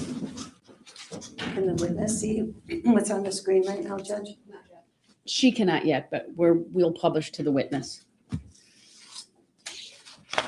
Just going to show you, before we show the jury, 4 photos that, here's photo 1, photo 2, photo 3, photo 4. Okay, Do you recognize those photos? yes, To the first one. Did you take those photos? no, Or someone at your direction took them? yes, When you do an autopsy, you have somebody assisting you, correct, like a technician of some sort, yes, who's taking photographs that you direct. that's true. And so that's what these are the photographs though from your autopsy of Lynn Hernan, true? True. Okay. So move for admission of 542. No objection. Thank you. Exhibit 542 is received. Permission to publish? Granted. All right. Okay, so I'm going to start with the picture 1 of 542. That's Lynn's foot, right? Correct. And you can see that Jesse's looking really, really rough today here. Look at her. her toenails, they're not very well cared for. The cuticles are in pretty rough shape, right? Well, wasn't Jessy supposed to be doing all that? It's kind of a judgment call. I mean, in my work, her toes look pretty average. They're not the kind of toes that I would say these are poorly cared for. So, I mean, it's a judgment call. People can make their own opinions. And if she has somebody helping her like Jessy, you think Jessy did a pretty good job of polishing those toenails? They look like they were done a while ago because there's some outgrowth, but she was in the hospital, so. But, you know, not bad, no. Okay, now the next picture is a little graphic, but I would ask for photo 2 to be shown. Now, this is a couple pills that were found undissolved inside of Lynn, right? Correct. And is this her stomach? It is. Did you save those pills? I did. Did you test those pills? No. Next, photo 3. Is that the same 2 pills? Correct. Close-up view. Yes. They look like they're starting to dissolve. True. Some of the coloring is off of it. Well, they're opened up. Their contents are coming out. Do you know what these pills are? They look like nifedipine. And you've testified at a hearing in this matter previously, right? Yes. And that was something that was brought up with you at that hearing, right? Yes. And you didn't know at that time whether they were. No, but I did look at the color and the inscription, and they're consistent with nifedipine. So when we mentioned to you, look at the number 30 on it, right? Yes. And you could see the 30 on it. Yes. You then did some research after the fact. Yes. And when we mentioned that to you, that was in December, this past December, December of 2022. I don't know the day. It was in 2022 though, correct? I really don't remember when this occurred. All right. So after we told you about the number 30 and we thought it was nifedipine, you looked it up and it seems to be. True. Photo number 4. Now, this is not inside of Lynn's body, right? Correct. These are a picture of 5 pills. Correct. And these 5 pills you found them in her stomach, right? No. 3, some you found in her stomach. Yes. Tell us which pictures you found, what pills you found where. The 3 top ones that are orange were in her stomach. You saw 2 of them before, and then I saw another one after the first picture was taken. and the 2 on the bottom that are yellow were found in her colon. Okay, so she had at least 5 pills in her. Yes, And you never tested these pills. no, You're so right, John. This attorney does remind me of Corey's mom.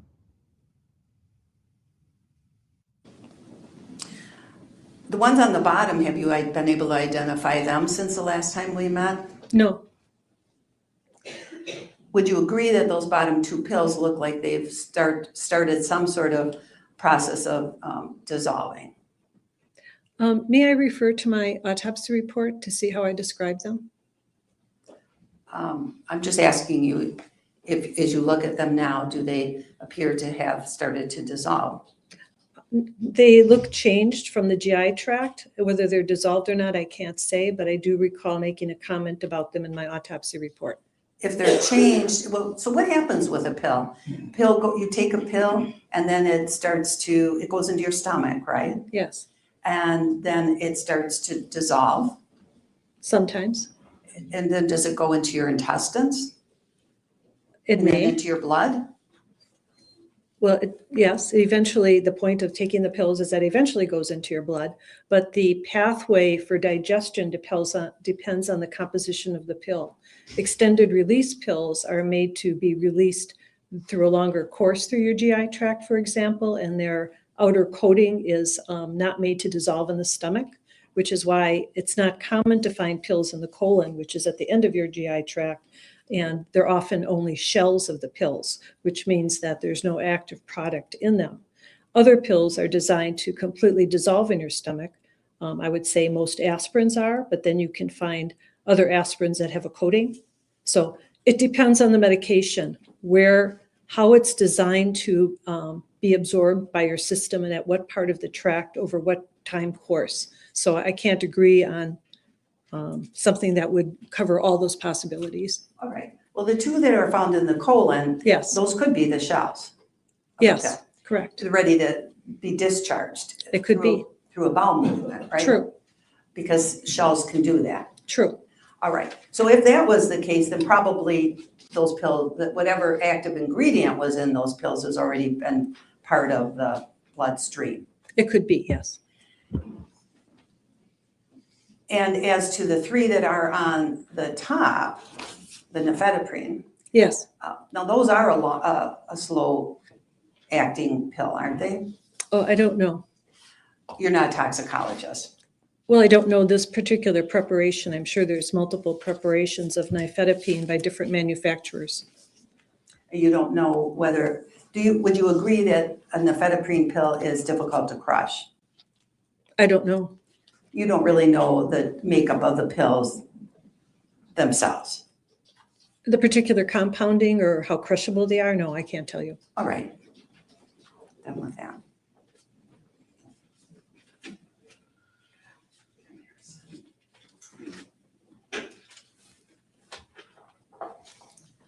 Yesterday you showed us photos from the autopsy, and you showed a photo of Lynn laying on your table with the autopsy, or with the bag behind her. Do you remember that photo yesterday? I do. And then this morning we've shown you a photo from the scene of Lynn, how she was found when your deputy medical examiner got there. Yes. What I want to show you now is I put those 2 photos side by side, and I'd like to display them for you so that you can, because you said you didn't have time to compare them. So I'm going to let you compare them now. I'm going to use, I've given this a new exhibit number, Your Honor, 585. And that's going to just be a comparison of some photos. I can see that the photo on the left is exhibit 40. Do you know what number the other one is? A forensic. Is the, 543, page 4. And it's a close-up. It's the close-up.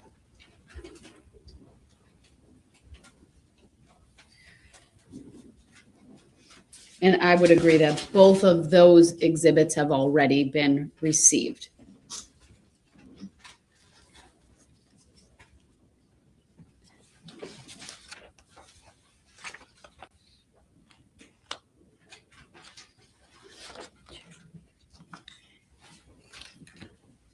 Do you still have, before I show you those, I just want to ask one follow-up question about those pills. Did you throw those pills out? What Those pills? 5 pills that were inside of Jessy? Yes, they were You mean disposed of. Lynn? I'm sorry, that's Yes. saying Lynn, yes, of Yes. course. Yes, they were discarded after per our retention policy.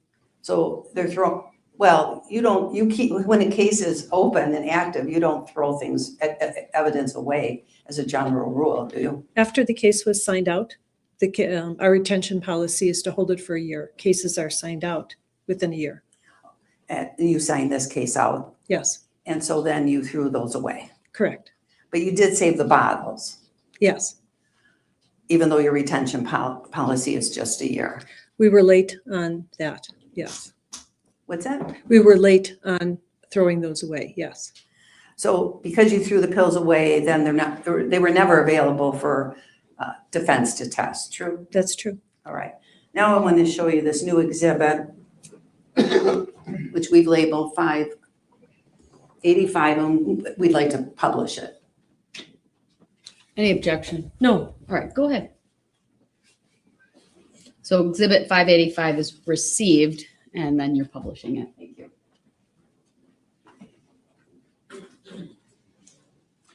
Sure, I'll get a thumbs up when people can see it.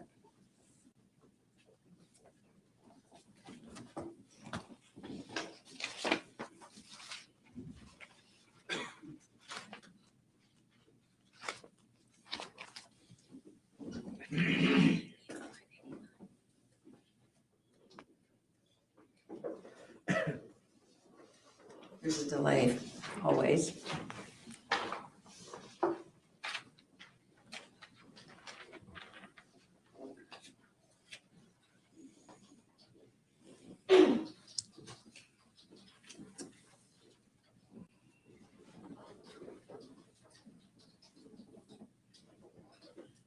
Okay, thank you. Do you see 585? yes, The picture, as you're looking at it, on your, you see Lynn on your left at the scene? Or on your right? correct, on my right. And on your left is Lynn at your office. True. All right. So, now you said that yesterday, all this material from the pills was sprinkled all over her. And you showed some things yesterday, for example, Lynn, at your office, you're showing powder or pills right up by her neck, but you don't see that on the scene. I'm sorry, I don't see it on the scene. Yeah, On the her scene neck. photo. It's on her upper chest. Right. Yes, And you can see that you know that she had dog tags on. yes, And you can see that the dog tags at the scene, you can't even see the dog tags, right? They're inside of her blouse, true. and the chain is coming straight down. Yes, But at your office, the chain is across her neck. correct. So it's moved. Yes, So the chain obviously is right on top of pill debris, and it moved in the process of moving her body. true. Even when it comes to, well, what you said that there was pill debris in her hair. Yes, What the people who testified from the scene, including the deputy medical examiner, she's not a doctor though, right? correct. Okay. They didn't see any pills in her hair. Now, you'd agree that her position was changed from when she was at the scene in this recliner to when she was taken out of the recliner, put down on was she put on a stretcher probably? It's called a cot. A cot. So there's a body bag on the cot, Yes, and then she is lifted with the help of a couple people probably, right? probably. But she weighed, what did she weigh when you autopsied her? I would have to look at my report. She was heavy. I would have to look at my report. All right, you don't remember to sit here No, today. no. And then she was lifted by a couple people and put in the body bag on the cot, right? Yes, And then wheeled out to the medical examiner SUV yes, and then loaded in there. correct. And then brought to the offices right over here. Yes, Would she have been brought in through the garage? yes, And then transported in the elevator up to your floor? no, no elevator. Oh, okay, do you use the ground floor for your autopsies? Yes, So wheeled into the autopsy room, yes, put in a refrigerator yes. and, taken off of the cot, or was she been left on the cot? From the cot, the people are transferred to the autopsy table directly. So is that what happened with Lynn? Yes, She was moved from the cot to the autopsy table? right. And then what happened to her body? And then she Go in was, the refrigerator? correct, And then she sat in there until you got around to doing the autopsy. true, And then that table is wheeled out of the refrigerator, yes, and then you started to work on her. correct. We have another exhibit. Another page of this exhibit. This is a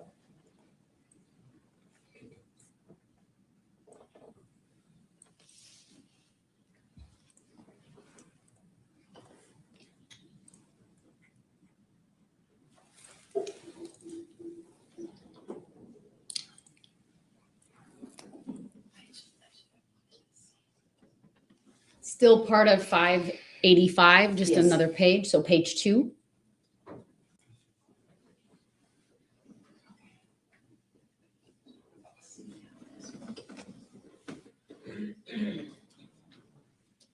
page 2.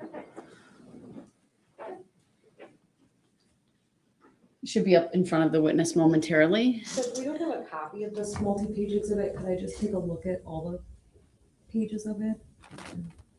They're all photos that have been introduced already. Sure, here, take it off publish for a second. If you could just show them on your screen. Attorney Nicolai can walk over and just look. How many pages is it total? 4. Thank you.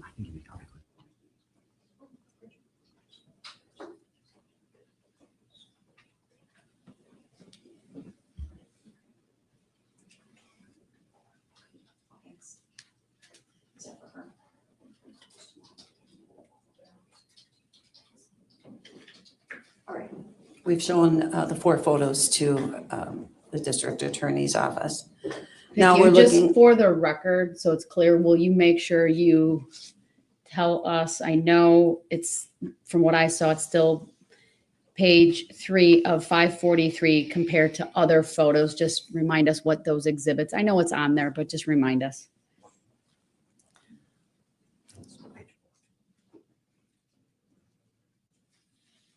so now we're going to compare State's Exhibit 41 to Defense Exhibit 543, page 4.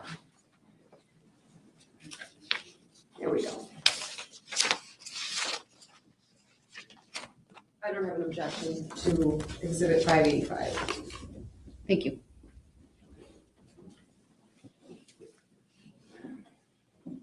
All right. See again the comparison between the photo from your office on the left and from the scene on the right? Correct. By the way, that blue medical device that's on Lynn's left shoulder, that's from when she was in the hospital, isn't that right? No, Oh, what's that from, the scene? EMS. EMS, okay. Now, see how your dog tags are moved at your office way to the side? Yes, So clearly, there's been some manipulation of this area around her chest between when she was found at the scene and arrived at your office. Do you yes, agree? yes, next exhibit, which is going to be 5. It's going to be 14, 42 and 543, page 4 still.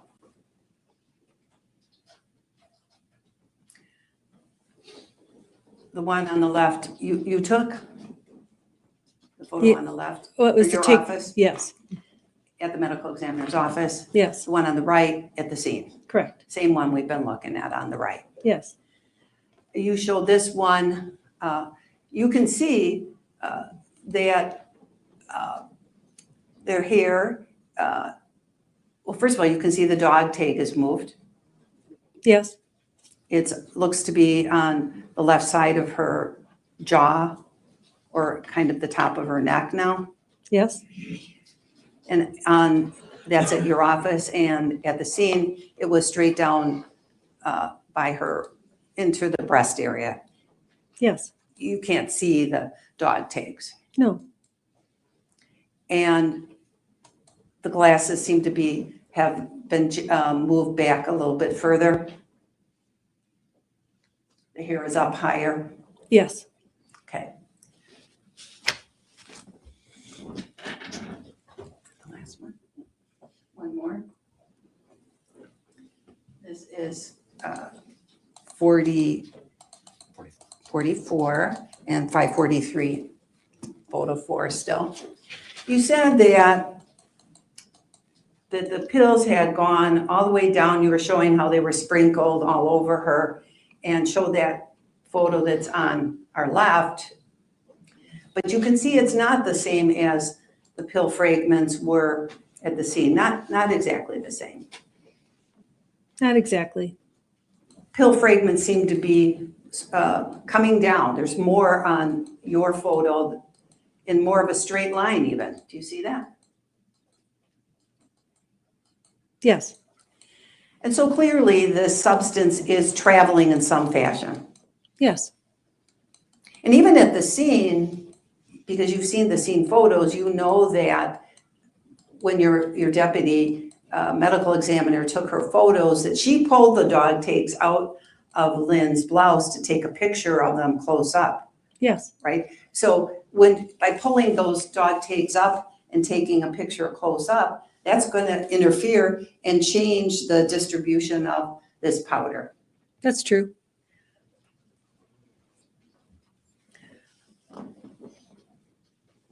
And you weren't at the scene, so you really don't know you didn't go there. You don't really know what she exactly looked like, where powder or pills were. You just rely upon pictures. I'm relying on the photos. And you were mainly relying upon the photos that you took at your office. I actually didn't finish answering your last question. I relied on the photos and the report that my staff wrote, which, I never just look at the photos. I also listen to what they say, because photos can't capture everything. So I want to be complete in answering that question. Fair enough. And your report of your deputy never mentioned about any pills or substance in her hair. You noted that it didn't say it. It talked about it on the chest, but nothing in her hair. I don't recall specifically. But you relied upon it. Yes, You didn't notice that it seemed strange that it doesn't appear in her hair at the scene, that nobody mentioned seeing it at the scene, and then suddenly you see it at your office, that maybe the body was jiggled in some fashion. I guess what I saw at autopsy, I could not conclude one way or another if it was representative of what was at the scene. On this picture on the right, you can see a little bit of a pill in her mouth. True. Right, and you saw that it was still like that when she arrived at your office. There was still a little pill. That's true. And we don't know as to powder that's there, whether that just fell out of her mouth. If she had crushed her pills, and taking them, we don't know, as you sit there now, what fell out of her mouth. I would say that's really not from her mouth. I looked inside of her mouth. You can see her tongue. You can see her lips. There's no, and the powder isn't wet and it's not stained red. And there's no residue in her mouth. So I would say, no, the powder did not come out of her mouth. That's my opinion. Okay, well, it wouldn't be wet any longer by the time that you all looked at her body. It would also not be powder if it was mixed with saliva. Your deputy didn't arrive till 6:10 to the scene. 911 was called at 4:45. I don't disagree with passed. those. Yes, I don't disagree with that. All right.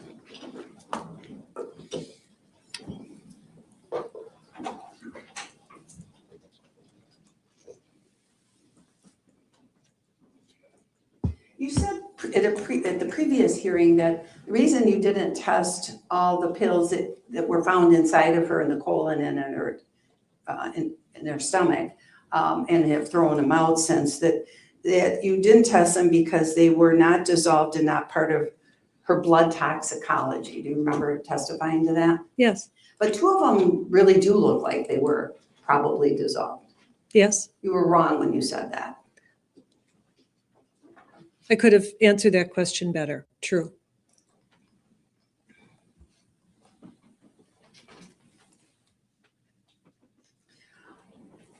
If Lynn was using her fingers from that plate that we saw, the orange plate, with the powder, the crushed pills on it, using her fingers or that spoon that you saw the spoon on the floor, right? Yes. That's never been tested either, right? Spoon. No. But if she's using her fingers or that spoon to put these crushed pills in her mouth, it could also just spill that way. She's leaning back in a recliner, right? Yes. So that doesn't have to be from somebody sprinkling it over her. It could be from Lynn's own attempt to take all these pills, these crushed pills.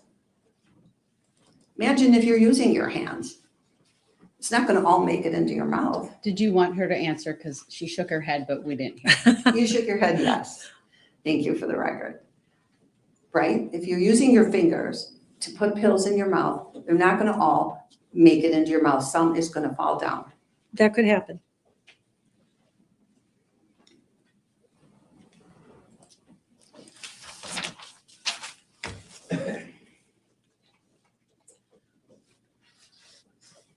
Okay. Now, when you got your results from the lab, there was THC, tetrahydrozoline in her stomach, Yes. like a teaspoon. I have no idea about that quantity. I thought you got a quantity from NMS Labs. No. So you don't know how much is in, you don't know. No. When you're talking about quantities of eye drops, I'm showing you, I'll show the state first, a box of Visine. I'm going to show you, this is a box of Visine, would you agree? Yes. And as I look at the front of it, it says it's a ½ ounce, 15 ml. Can I show it to you to see Sure. if you agree that that's how much is in here? Mm-hmm. Is that yes? Yes. I'm sorry. Yes. 15 ml. Yes. So 15 mLs, would that be about 3 teaspoons? Wait. What now? Koenig's first wife and husband do videos on OnlyFans? John, you're bringing all the tea. I need more info. Good grief. You're going to have like a multi-part album series. I'm not sure of the conversion. It could Right. be. I'm just not sure of a conversion of a teaspoons from mLs. So you don't know what an ml, 1 ml is in quantity. Compared to a teaspoon, 15 mLs is ½ an ounce, for example. How many teaspoons in an ounce?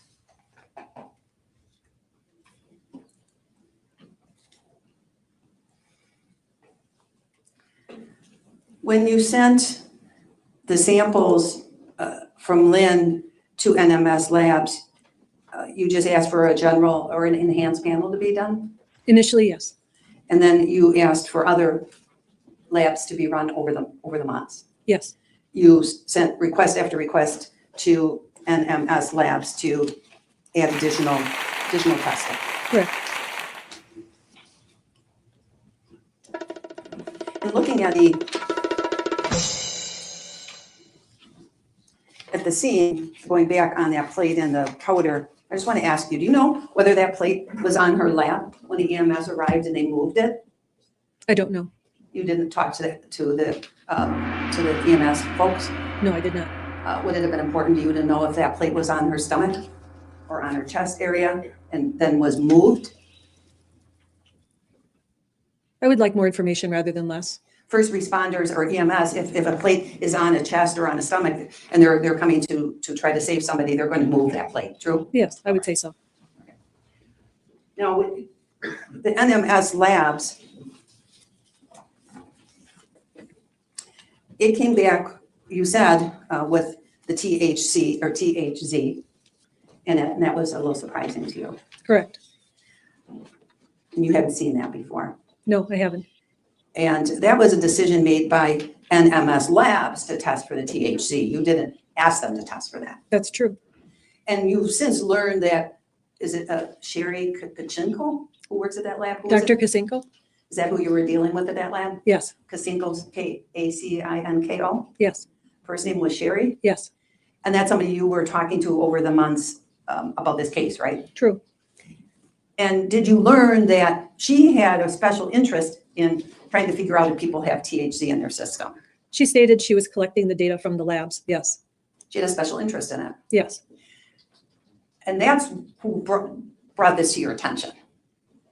Brought what to my attention? THC.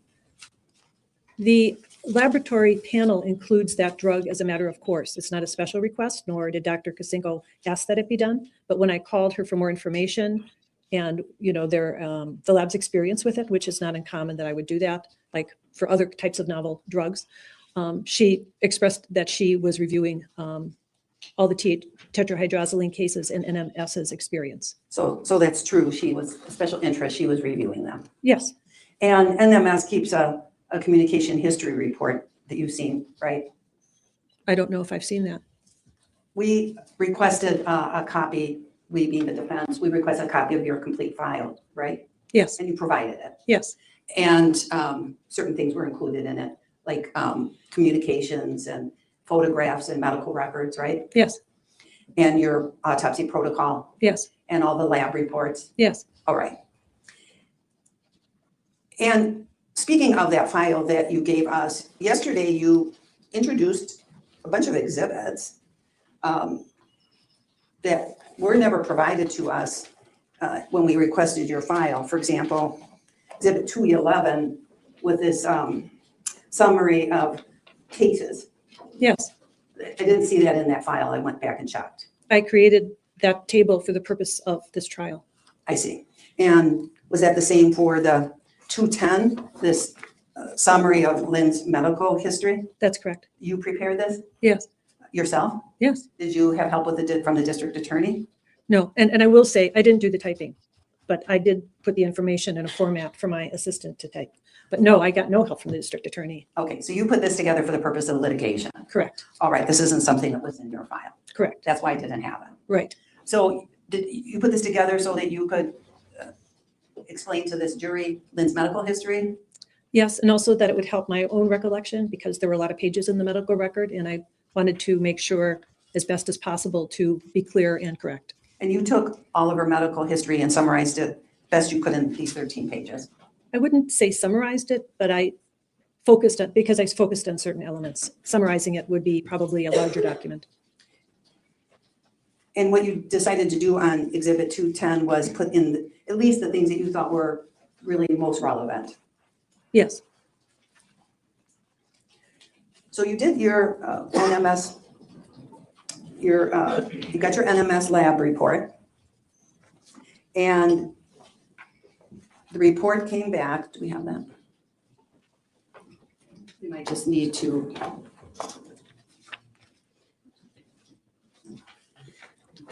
1 minute, please. Look at that. You're looking at Exhibit 35. Would be one of them. Just gonna switch computers here.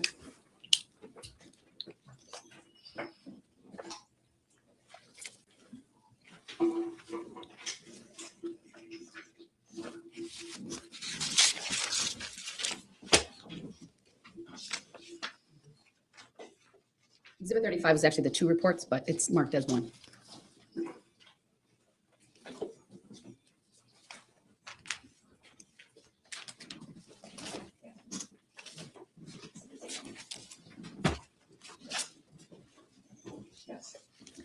So we're going to show you what's been admitted as Exhibit 35. Madam Clerk would like to display it. Go ahead. Waiting for it to come up on the screen. It's up. Do you recognize this report? Yes, And the date on this is August 7th of 2019. yes, This is the last report. yes. There had been many of them before that. This is the 4th. Right, there have been 3 priors. Yes, Plus an in-between report with the results of some pills you found on Lynn. correct. So sort of the 5th report. Okay, Fair? yes, You see in this report, the second, so we see arsenic at the top. I guess I want to address that. Everyone's got a little bit of arsenic in them, right? yes, Okay, that's not of concern. But baclofen, result 1.1. yes, And that is, that's high. yes,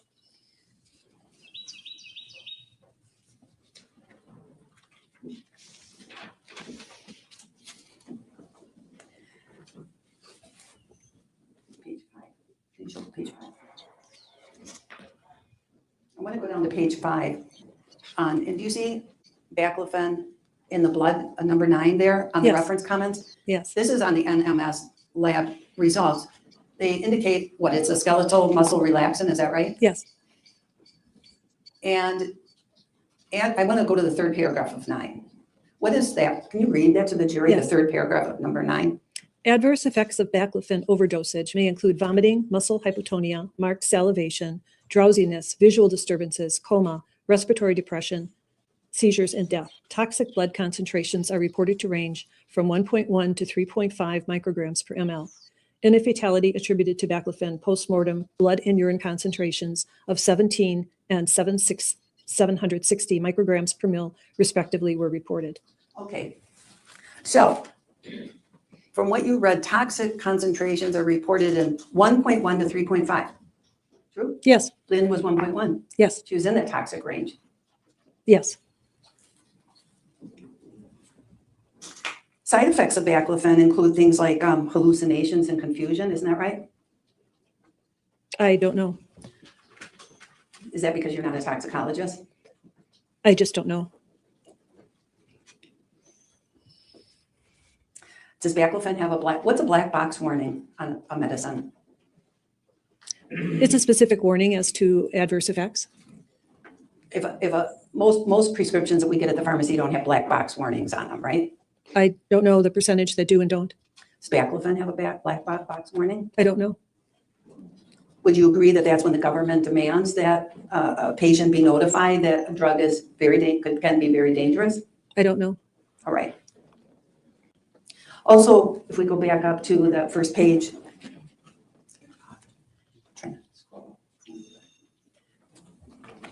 Looking at some of the results here.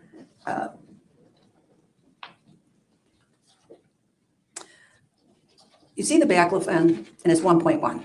Yes, You know that on March 7th of 2018, the doctors took Lynn off of baclofen. I know it was discontinued. I don't recall the date. And you kept talking about yesterday of things being discontinued, drugs being discontinued. Correct. But when you said that, it doesn't mean that a person stopped taking them. That's true. A doctor can tell you, I'm discontinuing this drug, meaning I'm not going to refill it for you anymore, right? Right. But that doesn't mean that they seize their bottle. That's or true. bottles. That's true. And clearly, Lynn took baclofen, Yes, even though it had been discontinued in March. yes,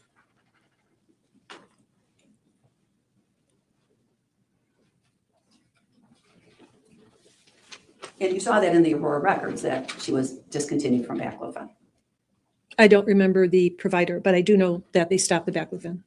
March 7th, you had indicated yesterday that that's the day of the discontinuation of baclofen, that she had established care with a Dr. Abdullah. I'm sorry. I know she established care with Dr. Abdullah. I don't remember what you said before that. March 7th. If that's what the record says, I'm going by your chart. that's correct then. Okay. So March 7th, 2018, Lynn established care with Dr. Abdullah, Abdulal. Did I Okay. say his name right? I don't know how he pronounces his name. Okay. And that's because that's a primary care physician Yes, at Aurora. yes, And the reason she established care with Dr. Abdullah is because her prior primary care physician discharged her because her tox screens or urine screen came up with too many drugs in her system. she was discharged because the urine drug screen was not consistent with the prescriptions. So I'm right. I phrased it, I think, more correctly. Well, doctors, you're a physician, right? Yes, Yesterday you were talking about what physicians think and what they do. yes, All right. And physicians, if a person's on drugs, oftentimes they will conduct urine screens to make sure that the levels in a person's urine is what they're supposed to be. well, it wouldn't be the level because a urine screen is simply a plus minus. So they're screening to see if they're compliant with what they're prescribed and if there's things that they're not prescribed in the screen. Fair enough. They're looking to see if there's positive results that shouldn't be there. Correct. And when there are, they may discharge a patient They could. because they're not being compliant with what the doctors told them to do. That's true. They're taking things that they're not supposed to be taking. Yes, That's what was the case with Lynn. that's what the doctor said. Yes. Well, you don't have any reason to dispute what the doctor said. I only question the investigation of the urine drug screen because it's a screen. Okay. Well, the doctor discharged her. Correct.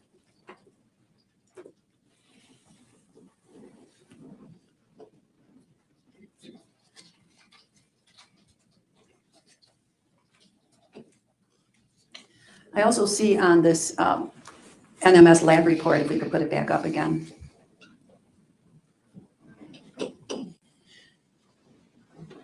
That we have positive for alprazolam also. Is that right? Yes, Result is 67. yes, Alprazolam is a drug that's used to treat anxiety, that's true. and it can cause depression. I'm not aware if it does or doesn't.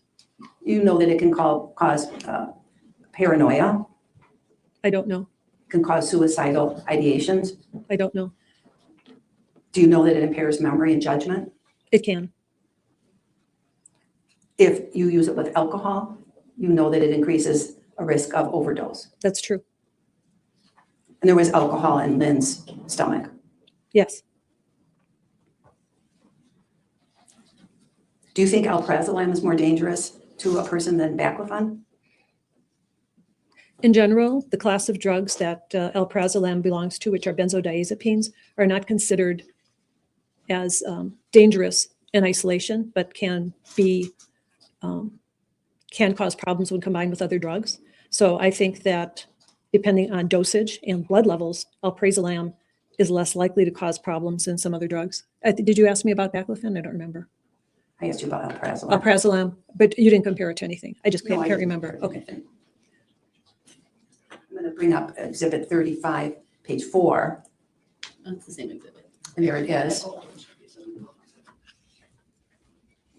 Can you bring that down a little bit so we can read it? There we go. Is that number 5 on the NMS page here? Point number 5? Yes. number alprazolam, 5. Yes. And are we looking at page 4 of the NMS lab Yes. report? Yes. This is what they sent you, right? Correct. They wanted you to know about these drugs Yes. because they're a toxicologist, a toxicology lab? You don't know. They're a toxicology lab. Why they include this amount of information is their standard procedure. The reasoning I won't speak for. What is under point 5, what does the last paragraph say? Reported blood concentrations of alprazolam and alprazolam-related fatalities ranged from 100 to 400 nanograms per ml, with a mean of 200 nanograms per ml. In combination with other central nervous system depressants such as ethyl alcohol, alprazolam can be toxic at low concentrations. Lynn had alcohol in her stomach. Yes, She had alprazolam in her system, yes, in her blood, yes, which means it's already gone through the stomach yes. into the intestines, I don't know. I mean, it's entered her bloodstream. Yes, into her bloodstream. yes.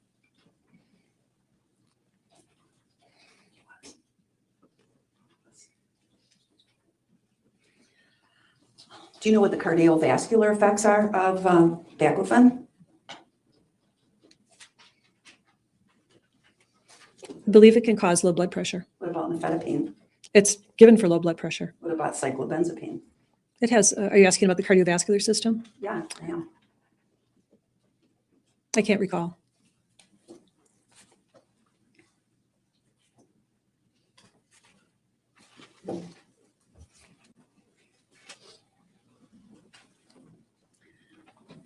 Looking at page 1 of the exhibit again. These are all the drugs that were found in Ms. Hernan, in her blood. Can you go down on that? And in her gastric fluid, right? Correct, And then liver tissue. correct.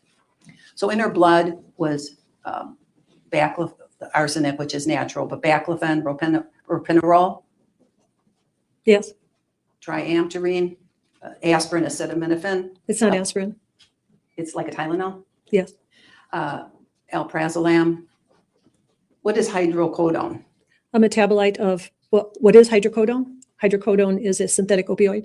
It's an opioid. Yes, And tetrahydrozoline, nifedipine, cyclobenzapine.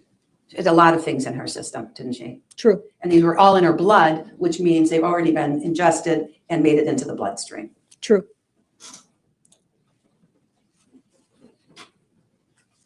And all drugs that she was on have various side effects, don't they? True. You might not know what they all are, but they have them. Yes, And she had this vancomycin in her system. Is that for an infection? I'm sorry, what are you referring to? I thought I saw a hydrochloride. I'm not finding it.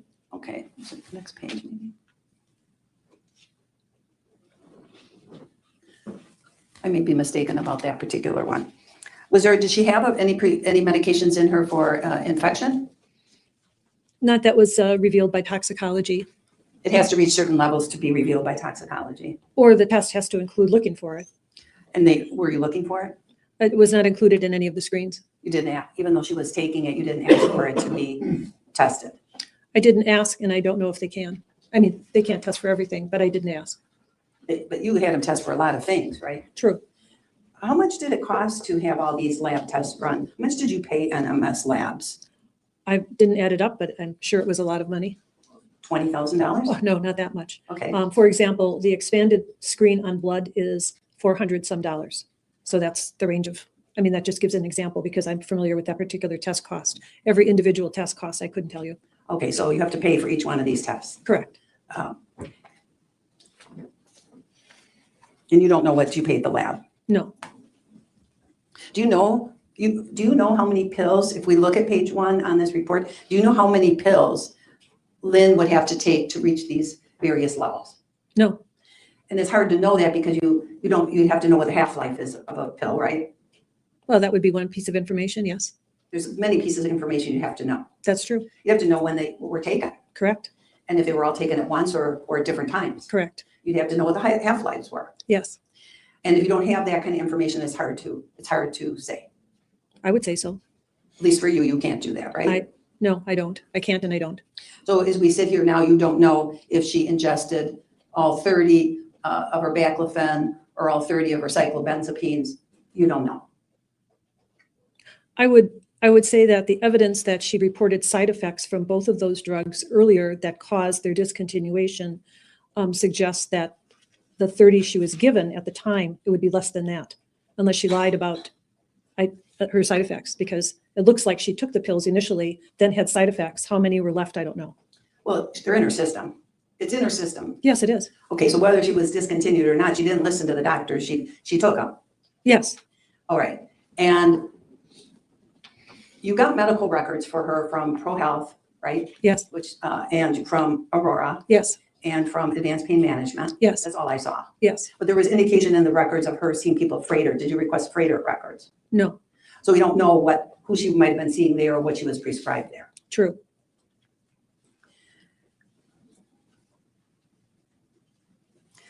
You showed us yesterday the results of sending these sprinkles to the lab.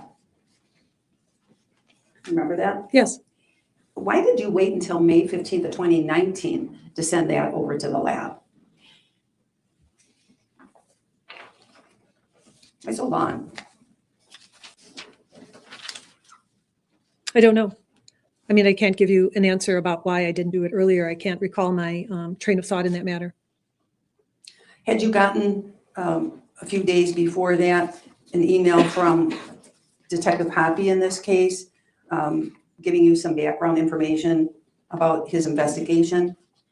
I did receive an email. I don't remember the time. And do you remember that there was a situation going on with Jessy that might have required more immediate attention?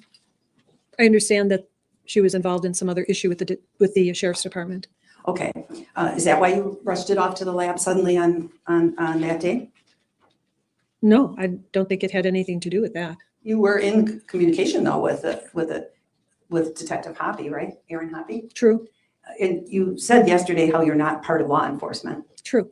but you work very closely with them. Sometimes. Because if they would be called out to investigate a potential crime, and if it involved a death, it's probably going to involve your office, right? That's true.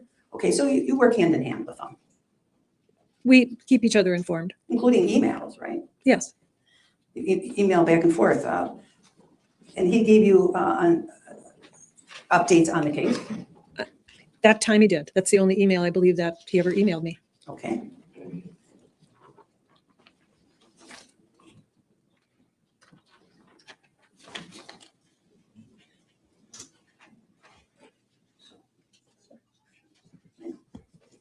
Attorney Kugler, at your convenience, at a good stopping point, I would like to take, This is good. all right, then we'll take our mid-morning break. All rise for the jurors, please. All right. Well, that was exciting. Thanks for being here. I'll do something late tomorrow afternoon. And yeah, we'll go from there.